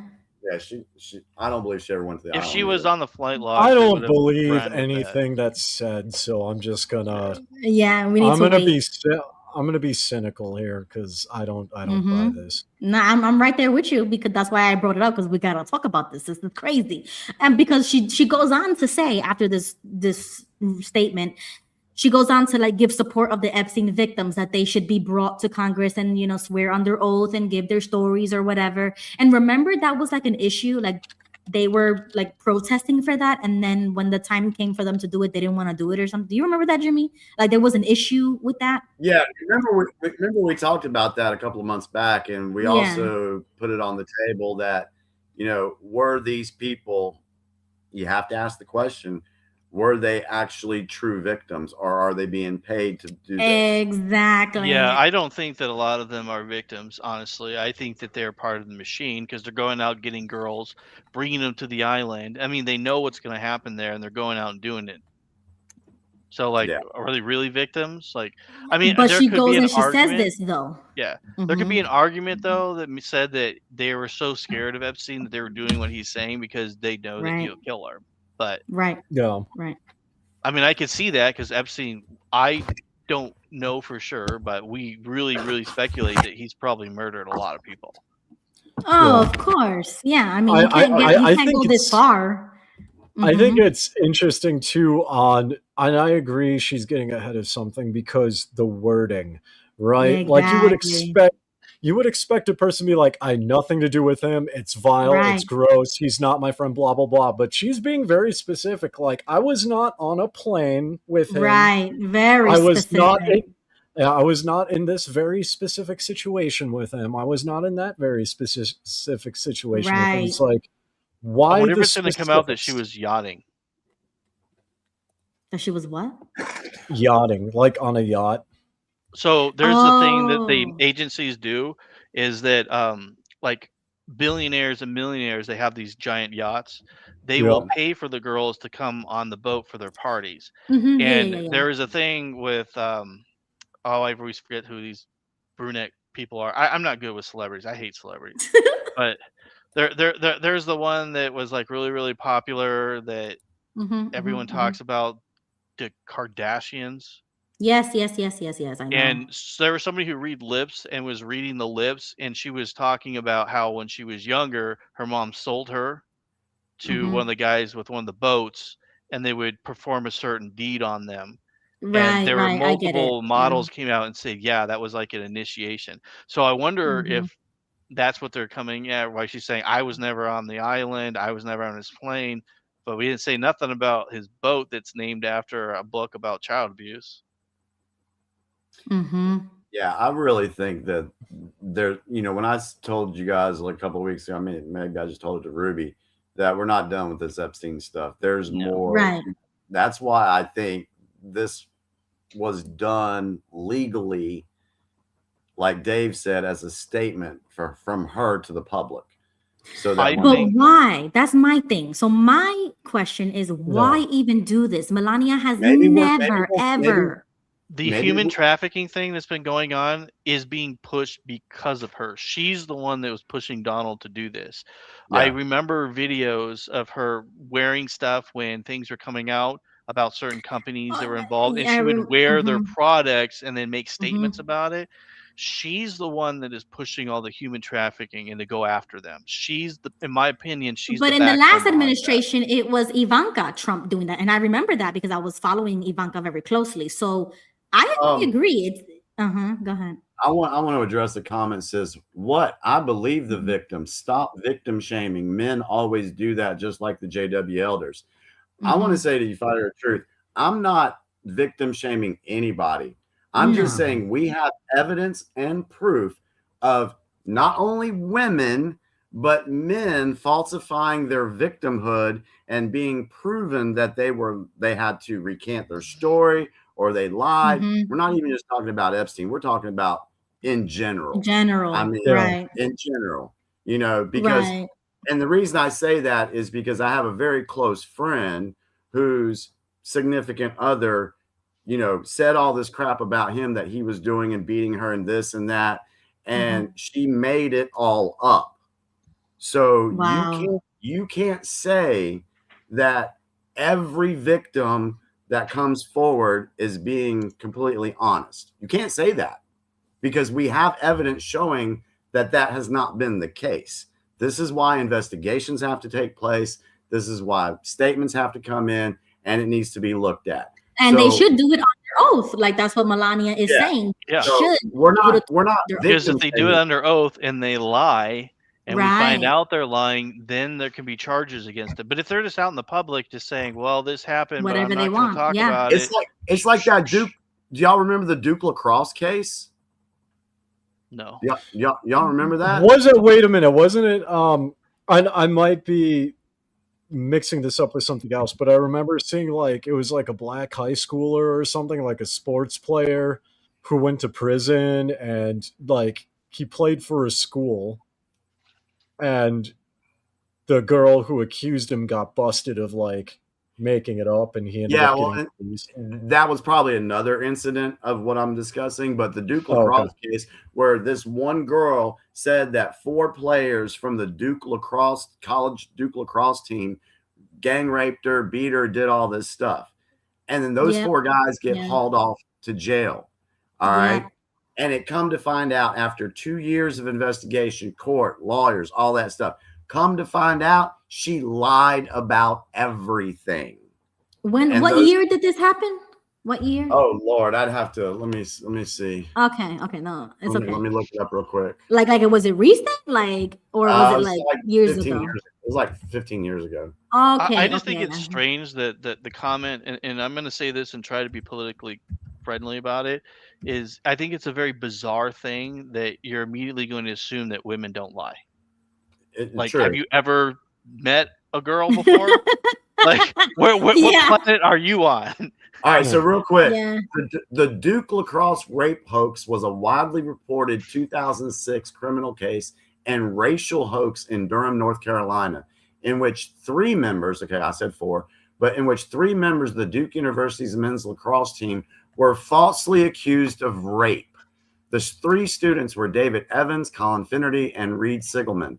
The accuser, Crystal Mangum, a student at North Carolina Central University and part-time striptease dancer, alleged that the rape occurred at the Durham residence of 2 of the team's captains, where she had worked on March 13th, 2006.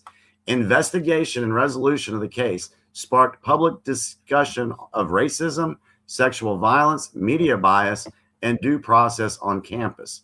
The former lead prosecutor, Durham County District Attorney Mike Nifong, ultimately resigned in disgrace and was disbarred and briefly imprisoned for violating ethics standards. In December 2024, Mangum admitted to fabricating the assault and falsely testifying. So, with that said, I ask you, how am I supposed to believe all victims when victims lie? Well, and somebody else said in the comments too, like they mentioned it's worth lying in Australia. Yeah, like $1 million payouts. That's common globally. And I mean, if you think about it too, I mean, I'm sure we all know women. I know some women who work in like the adult industry. They would gladly do this for the money. If they Yep. think they can Right. get money out of you, they will drug you. I know. I went to high school with one girl who became a stripper, and she got on board with Nicki Minaj when Nicki Minaj was bragging about drugging men Hmm. and robbing them. She does that. Yeah, that was Cardi B. Yeah, I Oh, that was Cardi remember. B. I thought it was Nicki Minaj that did that. No, no, Who it was cares? They're all Cardi. the same to me. They're all the same. Exactly, exactly. I Can't even I tell get them it. apart anymore. Stormy Daniels is another. Like, yeah, like women do this Yeah, too, right? exactly. So, but hold on, JG made a great comment before. I'm going to bring it up now. That the suspicion was that Trump is being blackmailed by Satan Yahoo to continue the Iran war, or else Melania's Epstein pass would come about. What do Ooh, you I've think never about heard this. That's some juicy bit of garbage right there. that? I Yeah, saw. I yeah, actually saw that floating around. I'll be yeah. honest. I don't know what to make of that because I Yep. mean, on the one hand, Melania has an interesting past herself, but on the Hmm. other hand, Netanyahu doesn't have to blackmail Trump to do it. Trump has an incentive to keep it quiet if it's true because it's his wife. That's true. That's true. No. But I don't know. You see, it's like the way she did it, the timing. So Jay also says the timing is important. It must be related to Iran. Trump's being blackmailed by Netanyahu. So It it's could like be. it's I a don't know. combination. See, Yeah, this is that's how I so feel. this is where it would go Mhm. back to if you believe that Trump has this whole Trump of Israel collusion thing, then yeah, that's Mhm. going to be easy for someone to believe. I Mhm. don't believe that Netanyahu is pulling Trump strings on this. I don't believe it one bit because of certain things that we've seen Yeah. happen. Because he Mhm. berated Netanyahu when they went and bombed, when the Israeli Air Force Mhm. bombed the Mhm. natural gas. Trump lit into him on that one. He's like, dude, you can't be doing that because we're doing a ceasefire and you're out there doing. That was just one example. There's many more that I can come up with, but I don't believe that, and maybe we can have that for our discussion next Yeah, week. I don't believe that Israel controls Trump. I don't either I At don't think all? anybody at controls all. Trump. At At all. I think all? that there's a At lot all. No of way. No, influence, no. but I don't think that they're like, you're gonna do, because the U.S. is like, yeah, we pay for your weapons, we give you materials, you're a little tiny ass little speck of dust if we don't help you. Yeah, Like I I just don't. don't see that. I don't buy that. I That's too disagree. risky. I disagree wholeheartedly. I think this whole idea of the state of Israel is like glued to us because it has to be. Because if it wasn't for us, Yeah. they'll probably The crumble. state of it, the And state of Well, yes, Ruby. yeah. I will say yes, you are correct in that sense. But when you say us, who are you referring to? the United States. I mean, every president has What hit that wall what except JFK, what and he got shot. what part of the United States? The government of Which the is United States controlled by the deep state. and the elites. Reptilians. Yes, that's the Yes. problem. It's the Did you So just say swamp. yeah. reptiles? So yes, The Israel is reptilians. beholden to the United States deep state players. Yes, I will agree Yes, with that. but do you not see the pattern that's going on here? They all bend the knee to Israel and kiss their wall. Like, what's up with that? And then they Oh. call themselves Christian? No, Yeah, there's something wrong. yeah, I think when people find out what's really going on with Israel right now, again, they're going to be shocked. We got a lot more to go in this. We're not, just because we're doing our show tonight doesn't mean this war is going to be over tomorrow. There's going to be a lot more crap that comes out over all of this stuff. And I disagree with Ozzy here about Israel derangement syndrome. No, it's when you start noticing patterns. And back in the day, they used to call you a conspiracy theorist and try to discredit you. Now we start noticing patterns with Israel, and now they're gonna call it IDS. No, we notice patterns. I don't even understand the obsession with Israel, and I never understood that when I was living in the U.S. Like, why should I give a Because shit Americans about a have country died I'm because not? of Israel. They attacked the USS Liberty Yep, They in the did 70s, yeah. 9/11. But the point is, They it's like when I was living in the US, like, why is my tax money going to this shithole country that's another to thing. like And people I don't care about? They wouldn't do anything for me, and they right? hate Like, Christians. they You have their can't go own. to Israel. They hate Christians. They'll spit Yeah, on you. the Yeah, whole it's state like, of why the would whole I care about these people? What have they done for me? Like Nothing. America liberated them from the special locations in Germany. They should like be our servants, not the other way around, right? Like they owe us. We don't owe Right. them. Right. Yeah, the whole creation of the state of Israel, if you look back in the history of that, at where the Rothschilds and the Rockefellers, the whole Balfour Declaration, all of that go back to 1917. The whole creation of that state was a deep state plan. That was going to be their seat of operations to destabilize the Middle East. That was their goal. So they've done a great job of it. Yes, because they've done it very slowly throughout the years. And the reason why every other president has bent the knee is because every other president was involved in some way or shape or form with the deep state. Other than JFK, who got killed for it. And Trump bent the knee. What about Nixon? No, I don't think I can't speak to Nixon much because I don't know his history with Israel. Did he kiss the wall? Let's start there. That's a good point. Thank you. Yeah. If you're kissing the wall that everyone touches, it's dirty. If you're putting on a little hat, then yeah, there's a problem. Okay, like I'm still gonna stick with my reptilian theory, which we can talk about after the show. I mean, so that's funny that you say okay, that. So okay, hold on, because if you're gonna dismantle the deep state, Jimmy, then that would mean Israel will no longer exist. Exactly. That's why we're saving Israel for last. And they're not gonna let that happen. The deep states, but the deep states doesn't want their child trafficking and human trafficking to stop. The deep state doesn't want their cartels to be blown out of the water. The deep state they're not gonna. That's what I'm saying. They're not gonna allow that to happen. They're not gonna dismantle the state of Israel. There's things that before they wouldn't allow have happened to them. So they're losing millions of dollars from the child trafficking, human trafficking. That they use that's their money. That's very profitable to keep them running. The cartels get all their money from the drug stuff, and they use that money to fund their operations. That's being cut off. No, it's just moving overseas. It's coming over here to Asia. Child trafficking has not died down at all in Asia. In fact, it's increasing. It's just shifting. It's no different than the stock market, right? Because when people see the stock market go down, everyone thinks, oh, they're losing money. When in reality, people are making money off of shorting and put options. While it's going down in one place, people are making money in another place. That's the problem. I know that child trafficking, human trafficking is huge in the Asian theater. I don't know about the whole operations being shifted, because if you got operations in the Caribbean and South America, how does that get shifted to Asia? I don't know.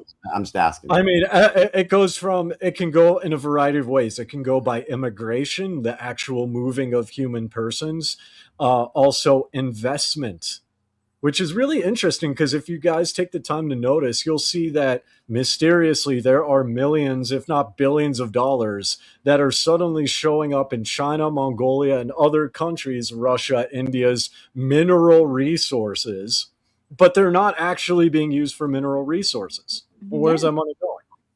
Right? Exactly. It's just fudging the numbers. It's really all it is. You just move money, you move people. It's not hard to do.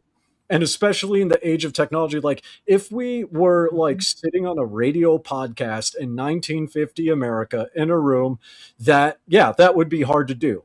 But in the age of the internet, I can wire money from my American bank account to a Mongolian bank account, and I can wire money from my Mongolian bank account to my family in other countries within a matter of seconds. Yeah, it's called Bitcoin. No, it's called BankWire. Yeah, like I think that's what Bitcoin was designed for, to do what you're talking about. Sure, but And I mean, guess the who point made Bitcoin? yeah, but I mean, I don't trust the Bitcoin point is, either. it's easy to move money, whether it's Bitcoin or whatever. Since everything is digital, it's just a few clicks of a button. You can shift things internationally. Allegedly, Epstein was the inventor of Bitcoin. So Organ that's a trafficking rabbit is hole. another one. Yeah, Yeah, I Rod saw is that. right. Yeah, Rod is right. Organ trafficking is another one. That's Yep. another way of doing I don't it. know what that is. What is organ trafficking? That's basically where they take your somebody's kidneys or Oh, whatever. organ. Oh, I was thinking like organ, like this. I was like, what? No, Yeah. organs like Okay, in your yeah. body. Oh Yeah. yeah. No, that's a huge ass market. Yeah. Okay, yeah. Yeah, that's how I make my money. I steal organs from churches and I shuffle them around here in Mongolia. So it's a lot of work, trust me. Yeah, I don't think any of those things are ever going to stop. But if we're the Yeah. United States, that's what we should be doing. And I hope that behind the scenes, whatever Trump is doing, he's doing it with that intention. But I feel like there's so many distractions, like with this AI picture that Melania steps out of nowhere and says what she says. And it just makes everybody turn their heads again. Like now, I mean, I'm thankful for it. I'm not saying it's a bad thing because now everybody's talking about Epstein again, but it just feels like something's off, right? Like like what we said earlier. And a lot of things are not making sense. And I can't step back on that Trump train until I fully feel confident, and I do not feel confident at all. That's fine. And here's Guys, the thing. Here's the thing I tell everybody too is like, if you are in an irregular warfare, because I think we can all agree that we are experiencing an irregular warfare right now, an information war. If you were trying to plan something to take down a satanic pedophile criminal worldwide ring, you're not going to go out and telegraph your moves. No. And if you knew everything that was going on, if you knew the reasons why, or if I knew everything, or if we all knew everything that was going on and we had the answers for everything, don't you think the enemies would have it too, and they could counteract that? Well, they already can, and it's called replacing people. I mean, like, and this is something that I've talked with on other podcasts about, and I don't think people, not saying you guys, but just in general, I don't think people in America understand. Like, you can't, like, you can take it down in America, but worldwide, you can't. Right. Why not? You can't take it down worldwide.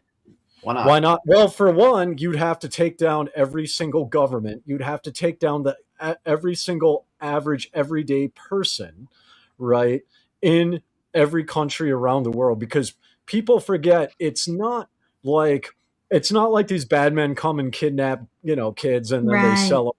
That does happen, but because of poverty, their own parents sell them off. Exactly. Their own parents make them work in mining operations in countries like India at brothels and things like that. Right. They give them willingly. And so they give them willingly. And then on top of that, you have teenage boys and girls in poverty who willingly traffic themselves to survive. And you'll see that in the Philippines, Sri Lanka, Bangladesh. So now you have to, how are you going to take them down?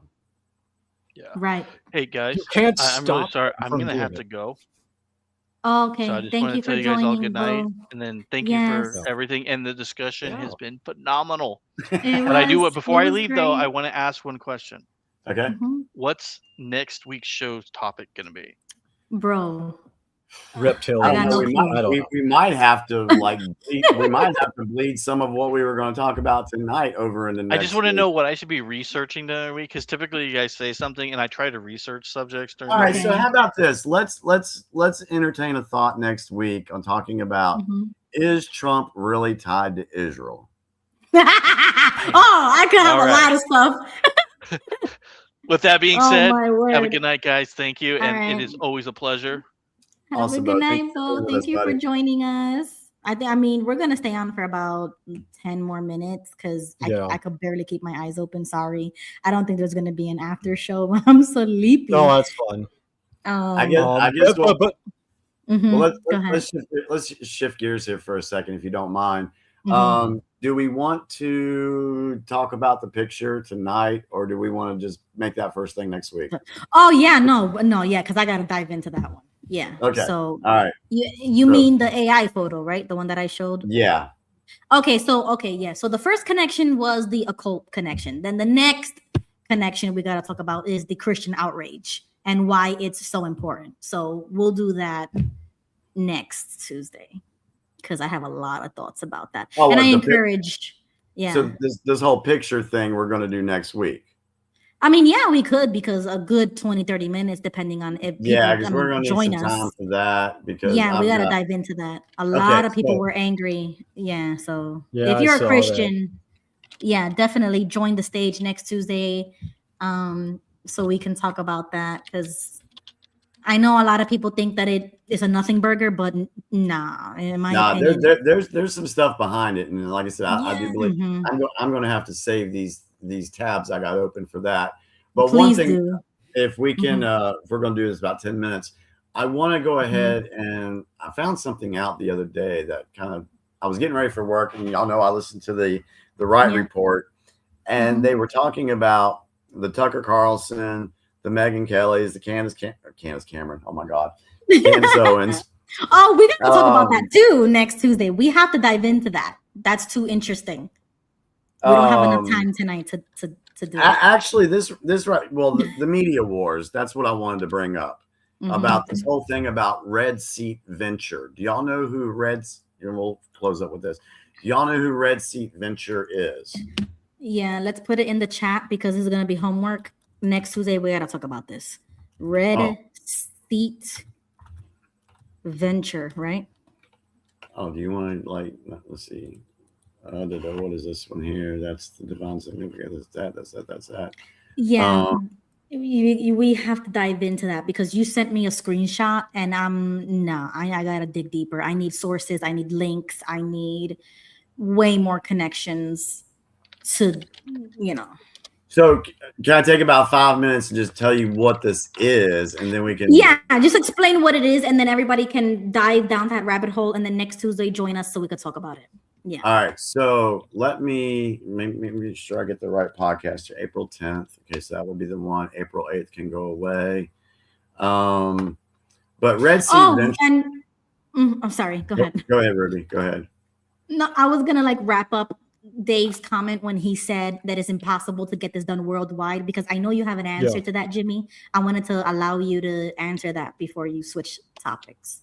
Because I do think there is a solution worldwide, but that would require a certain type of unity that I don't think this world right now is capable of doing because of dictatorships, et cetera, communism. Well, see, so the reason I believe the way I do that it can be done this way is just, yes, you do have to have a certain type of unity. Right. You do have to have different governments working with, let's just say, the white hat operation. Right. I have said from day one, this is a worldwide military operation. Right. So what does that entail? That would entail removing these deep state criminals from their positions of power in certain governments. So when Trump went around in 2017 and he did what is being called the capitulation tour, he had the information on these people and basically said, hey, we've got this on you guys. We need you to play ball. Right. And there were several countries that capitulated to Trump.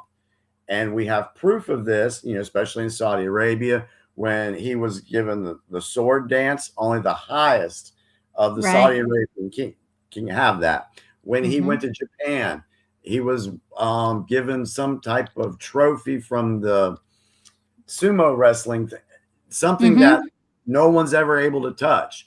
When he went to China, he was the first American president that actually went into the Forbidden City.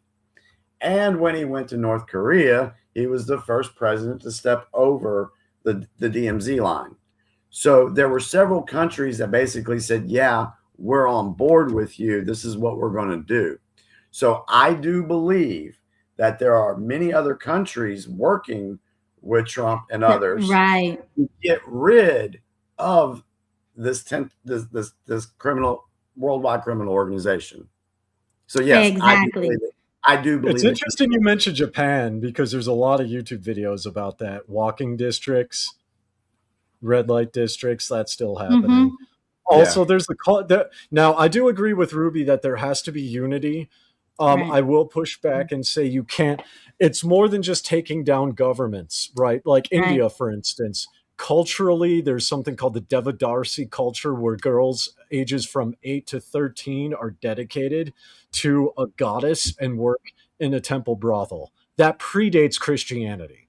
So you could take out specific government officials in India or replace them, but that doesn't change the culture. You got to change the culture. That's what you have to do. Yeah. Yes, you have to go in there and you have to change the culture, and whatever it takes, that's what it takes. Yeah. So you see, in situations Britain like tried that. Britain tried that, and it did not do anything at all. Well, so I'm like noted, but that's the point is that you have no, and I agree there has to be like a unity. But what I'm saying is there has to be a unity on a cultural level. It can't just be government level. Exactly. Is what I'm saying. So I'm agreeing with Ruby. Yeah, well, definitely. if you can get rid of the criminals that are in power, let's look at Iran, for example. Okay.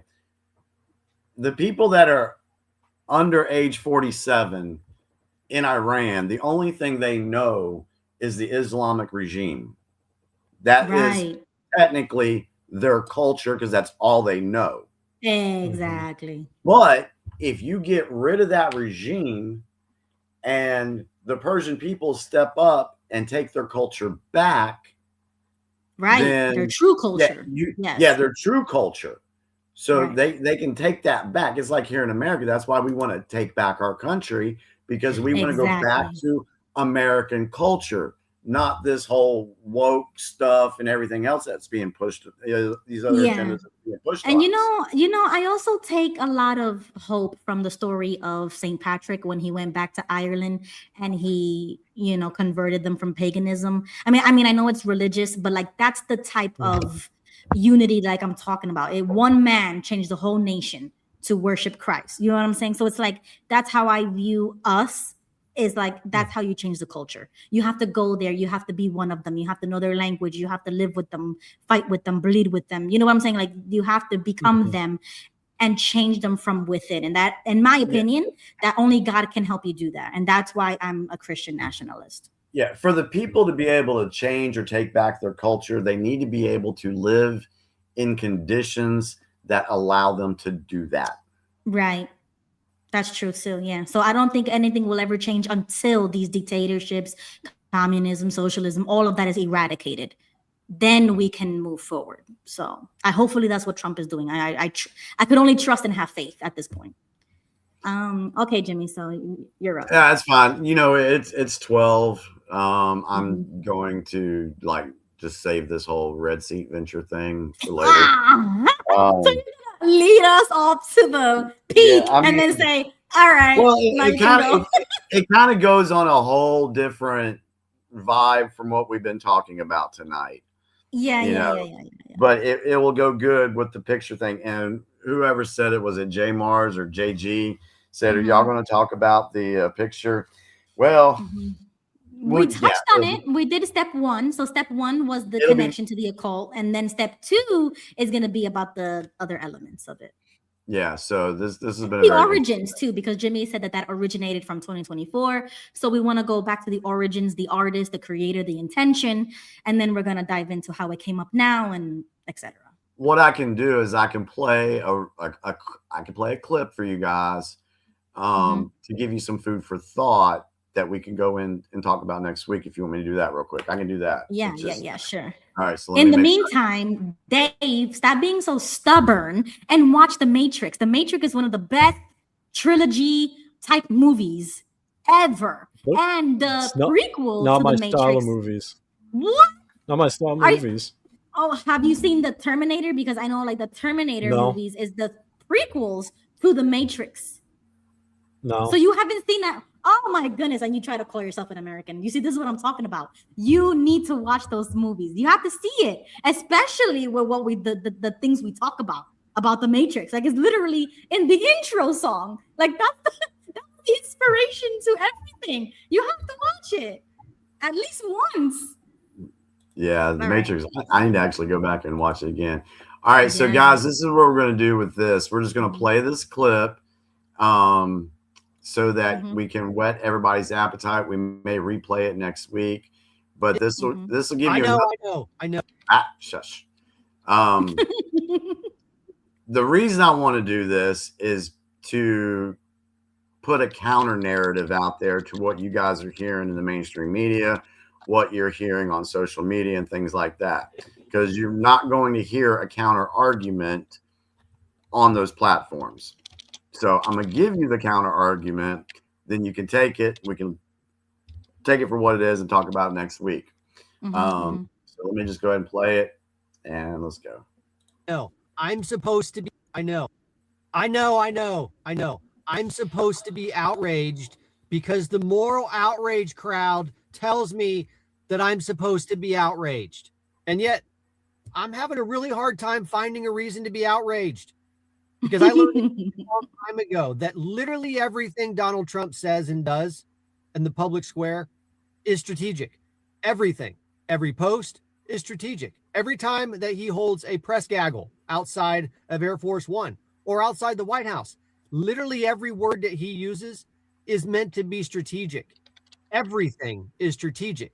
So when he posts things that seem like maybe they're going over the line, I learned a long time ago, instead of being outraged, the question I should probably ask is, what exactly is he trying to get us to pay attention to?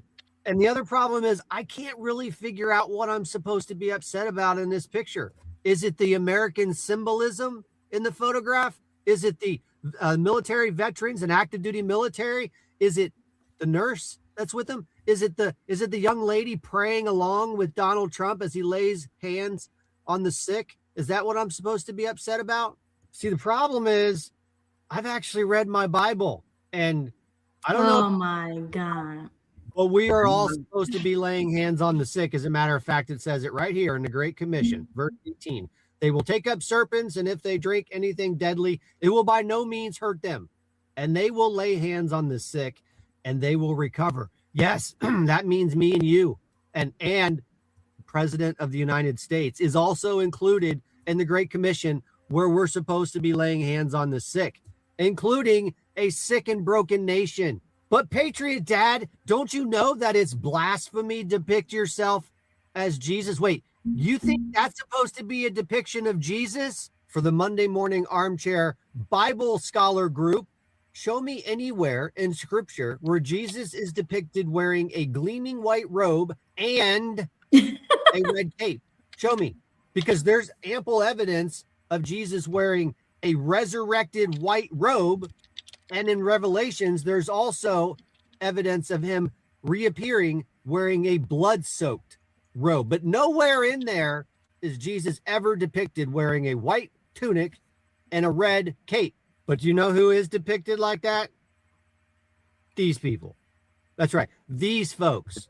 The ones that Donald Trump was actively engaged in a back and forth on, because the Pope decided to insert himself into politics right after a meeting with Obama lackeys and came out and condemned our activities in Iran, which is really weird, because I went to look through the Pope's messages and I didn't seem to find a single instance of him condemning the Iranian regime for slaughtering up to 40,000 of their own citizens. I also can't find anywhere in recent comments of the current Pope condemning the slaughter of Christians in Nigeria.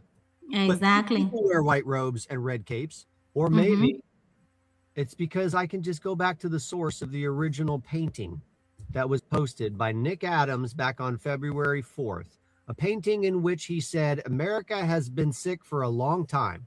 President Trump is healing this nation." So do you remember back earlier when I said that I've learned how to wait to figure out where Donald Trump is taking this? And do you also remember a few weeks ago where I walked you through every single one of the agenda points of Agenda 47? And Donald Trump has already succeeded or is in the process of completing 19 out of all of the 20 agenda items. And do you know which one has not yet been started? National unity, healing a nation. Which is weird because that's exactly what we are all called to do, to lay hands on the sick and they will be healed. I know. So I wanted to share that as a counteract to what you're hearing out there. Mm-hmm. I just want to say this. If I'm sick or dying, don't lay hands on me. Just let me die. Don't touch me. Listen, even the likes of you, Dave, can be saved. But regardless, I digress. the type of image that we see here and what we're going to talk about next Tuesday, there's a lot to dive into. So I encourage you, join us next Tuesday, 9 p.m. If you are Christian, atheist, whatever, it doesn't matter. Catholic, hop on because I want to know your thoughts about this, and then we're going to dissect it. Oh, and then I want to share with you guys next week is we try apparently over the last 6 weeks or so, we talked more about religious stuff than we normally have. I know, right? Isn't that weird, Jimmy? Yeah, it is very weird. But, the thing is we just do this in real time. We speak what comes to our mind. Yeah. We talk about what we feel like we need to talk about at the time. So here we are. But I found a reel that talked about the 7 satanic Christian churches that are actually satanic, and it gives the top 7. And the first part of the video, it talks about the description of what would qualify them to be a satanic church. And the very first one that they listed, I think is going to surprise everybody. I was like, whoa. Anyway. Oh, yeah. I need that source. I want to know who did the study. Like who are they? I'll send it to you, and then you can do the research. Is the Mormon church on that list? Close. Mormon church? Close. Mormon church is on that list. What's the number one? Take a wild guess. Yeah, anybody take a wild guess? Anybody take a wild guess in the chat? Which are we talking about? Denomination or specific pastors? No, Christian denominations. Oh, I don't know a lot of Christian if you consider Mormonism a denomination, then yeah. Yeah, I would consider them a cult, but go ahead. I would say Seventh-day Adventists or the NRA. That's on the list. But what's number one? Number one? Born got it. Does it involve a tower? Oh, really? Okay. Scientology. I think Scientology. JG got it. Yeah. Jehovah's Witnesses were listed as number 1. The number 1 satanic. Number 1 satanic church or Christian. Yeah. Hold on. The title of it's on my TikTok. That's surprised. That even surprised me because I was like, I thought it would be the Mormon church because the Mormon church is over $300 billion. It's the richest. It's it's got to be the most satanic too. They're probably 3rd or 4th on the list. And there's 7 apparently. Yeah, the title is 7 Satanic Churches Pretending to be Christian. That's the title of it. Right. So which is why I always tell my audience, it is not a religion. It is a cult that disguises themselves with Christianity. So I agree with this study that Jimmy found. Yeah, I'll share it with you. Do you have our outro pulled up, Ruby? Do you play, or do you want me to play it? You're gonna have to play it because I want to see this list. Put in the private chat. Oh, Jimmy, can you post it in the private chat? You know what? Y'all want to end with that tonight? You want to play this video since we've been talking about it? It'll give a treat to the audience. I mean, if you want to, I don't know. I can't play nothing because my sound is not connected. I don't want to. Now I don't want to go through the whole. Let's see. Let me just share my screen. I don't want to go through the whole thing because I think it's 6 minutes long. Here we go. Oh. Oh. Light and darkness is no longer obvious. no longer 7 satanic churches pretending to be Christian. Yes, that's exactly what we're dealing with. We are living in a time where the boundary between light and darkness is no longer obvious, no longer separated by distance, geography, or culture. Evil has adapted. It no longer presents itself only in obvious, grotesque forms. Instead, it has learned to imitate truth, to resemble holiness, to wear the appearance of righteousness. And you, listening to this, must stay alert. Because the conflict is no longer just something happening out there. It is happening within spaces that claim to represent truth. The most dangerous deception is the one that mixes truth with lies. The threat is not always outside the church walls. Sometimes it stands behind the pulpit. I want to guide you carefully through this confusion. This is not about condemning individuals. Judgment belongs to God alone. But exposing deception matters. Recognizing falsehood matters. Hearing the quiet voice of the Spirit matters when everything around you is loud and misleading.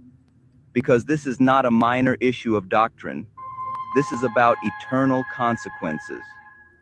Let's begin. Number 1, Jehovah's Witnesses. At a surface level. So that's just a little teaser That's for next week. awesome. That is awesome oh my goodness, that's hilarious. Yeah, so let me stop yeah, so we're gonna have to watch the rest of that next Tuesday, 9 p.m. I can't wait to hear what they got to say. I think we're yeah, I was right. When I heard that, I was tripping. I was tripping on that. Let me go to YouTube so I can pull up the outro. Dave, any last thoughts? Anybody in the chat have last thoughts? Let's go with last thoughts. He's muted and he removed the camera, so I don't think he's here right now. So you can go first if you want.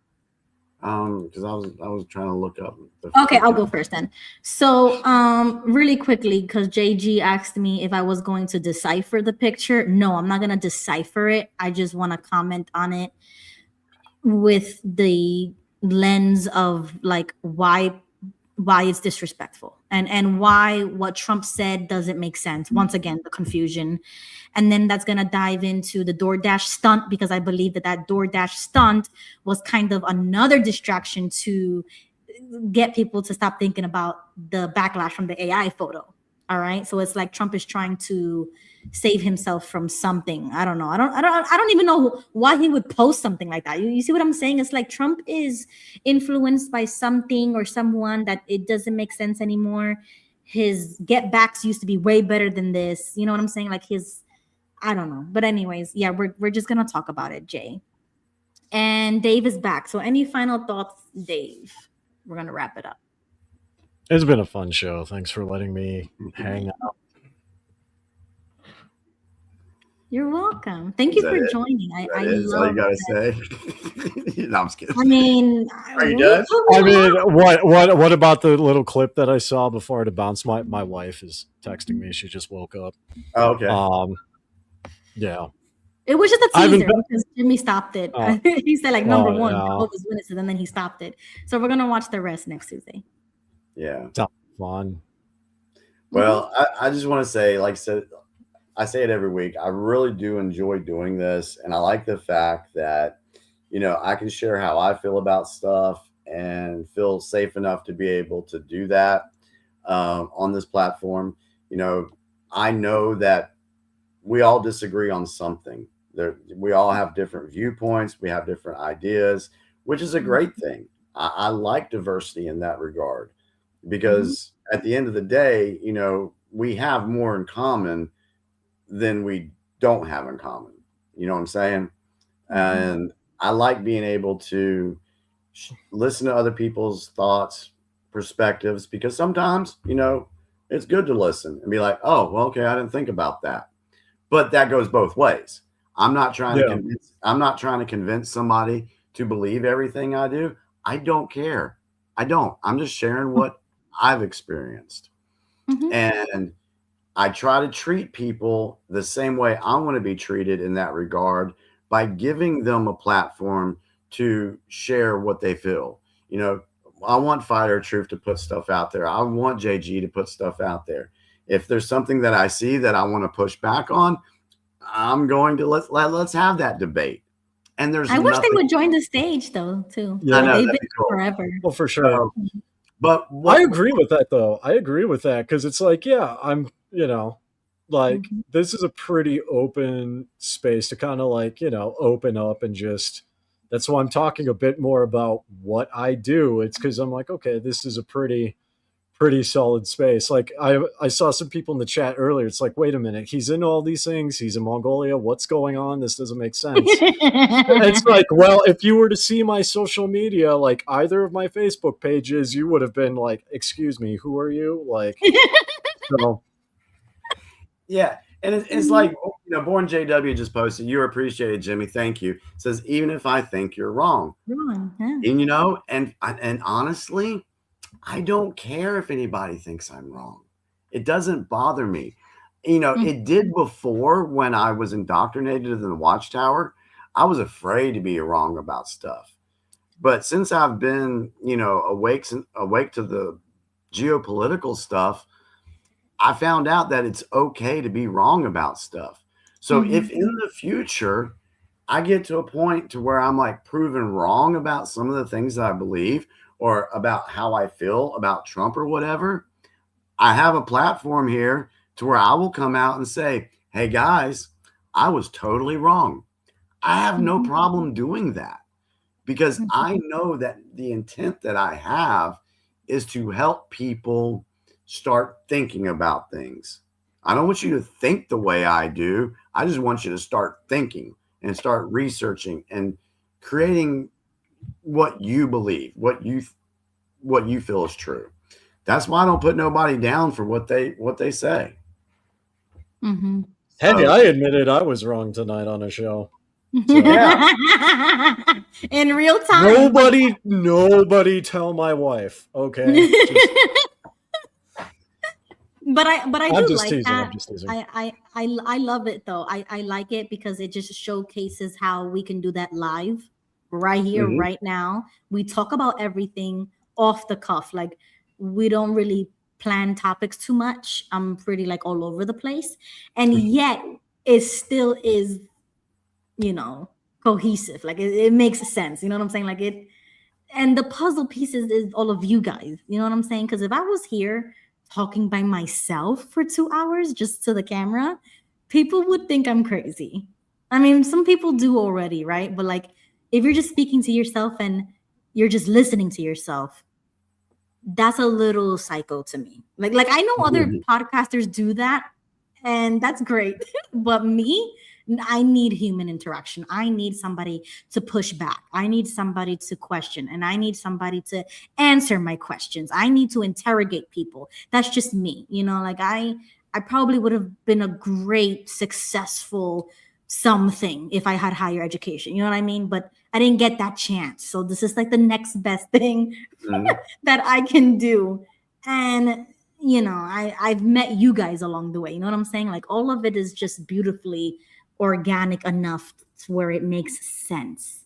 You know? Yeah, I agree with you, Ruby. And I really do believe that, you know, as hard as it may seem out there right now for folks, I do believe that better things are going to come for humanity. I really do believe that. Because evil can only, I mean, somebody said empires aren't meant to last 250 years. And I will agree with that. And knowing that the empire that has been built, that has taken over this country and taken over this world, you know, they've been around for a while. And we're not talking about the Republic of the United States or we're talking about these deep state globalist people that need to come to an end. They've been controlling the world way too long and they need to go. And I think we're in the process of seeing that happen. I think we'll look back on this time period and be like, wow, I cannot believe we lived through that crazy period of time in history. And here we are now. So I believe good things are coming. Oh yeah, no, I do too. Even though I think it's more spiritual than political nowadays. Oh yeah, well, yeah, but we got to play in the parameters that we have at the moment. So, but yeah, yeah. So, if you want to queue up the exit, yeah, I got the intro ready. Dave, it was good seeing you, buddy. Appreciate Yeah, it. it was good seeing you thank guys. you for joining. And we'll be back next week. So thank you for everybody in the chat. If you enjoyed the show this evening, give us a like, share if you're brave enough to do it on your own platforms. So we appreciate you guys. And let's get out this evening with our outro, Wide Awake. Yep. Share your screen, full screen. Good night, everybody. Up. All right. Good night, guys.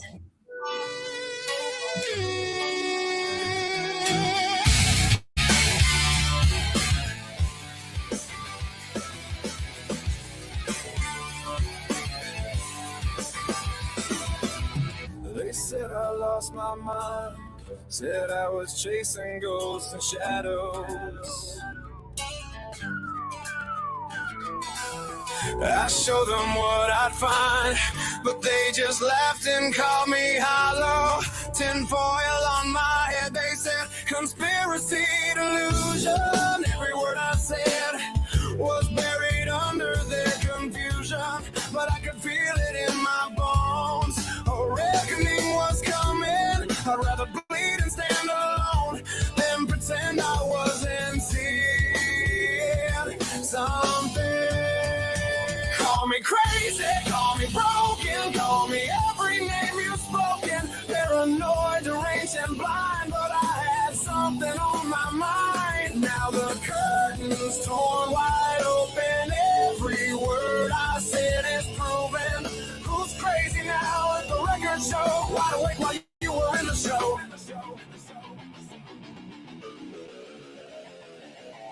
They cost me friends, they cost me sleep, called me unhinged at the dinner table. They rolled their eyes so goddamn deep, said I was broken and unstable. Lost my job for speaking out, got unfriended for the questions. Every time I raised my doubt, they made it therapy, they suggested. But I kept burning through the night, connecting every dot they missed. The only question left was when I left. And now they get this. Call me crazy, call me broken, call me every name you've spoken. Paranoid, deranged, and blind, but I had something on my mind. Now the curtain's torn wide open. Every word I said is proven. Who's crazy now at the record show? Wide awake while you were in the show. You call me crazy. You call me lost. You call me lost, but you never counted the cost. Silencing the ones who see before the rest are ready. You buried us in ridicule, but truth don't shake so easy. Now the world is cracking open, and the shock is written on your face. And I know you want an answer for how you got so taken in this place. Well, I can say I told you so. God knows I've earned the right, but I held this torch for all of us. Not to prove I'm right, but to give you light. I'm not here to burn you down or tell you that you failed me. I know how deep this rabbit hole goes. I know how bad the funk can feel. I was once exactly where you're standing, shaking in the story they were handing. So take my hand, I'll walk beside you. There's a way to step outside this. Now you're questioning. Now you're waking, feel the ground beneath you shaking. Truth is heavy, truth is hard, but you don't have to carry it alone. We were crazy, now we're proven, and the world is finally moving. No, I told you so, just take my hand, let's walk out of this darkness while we can.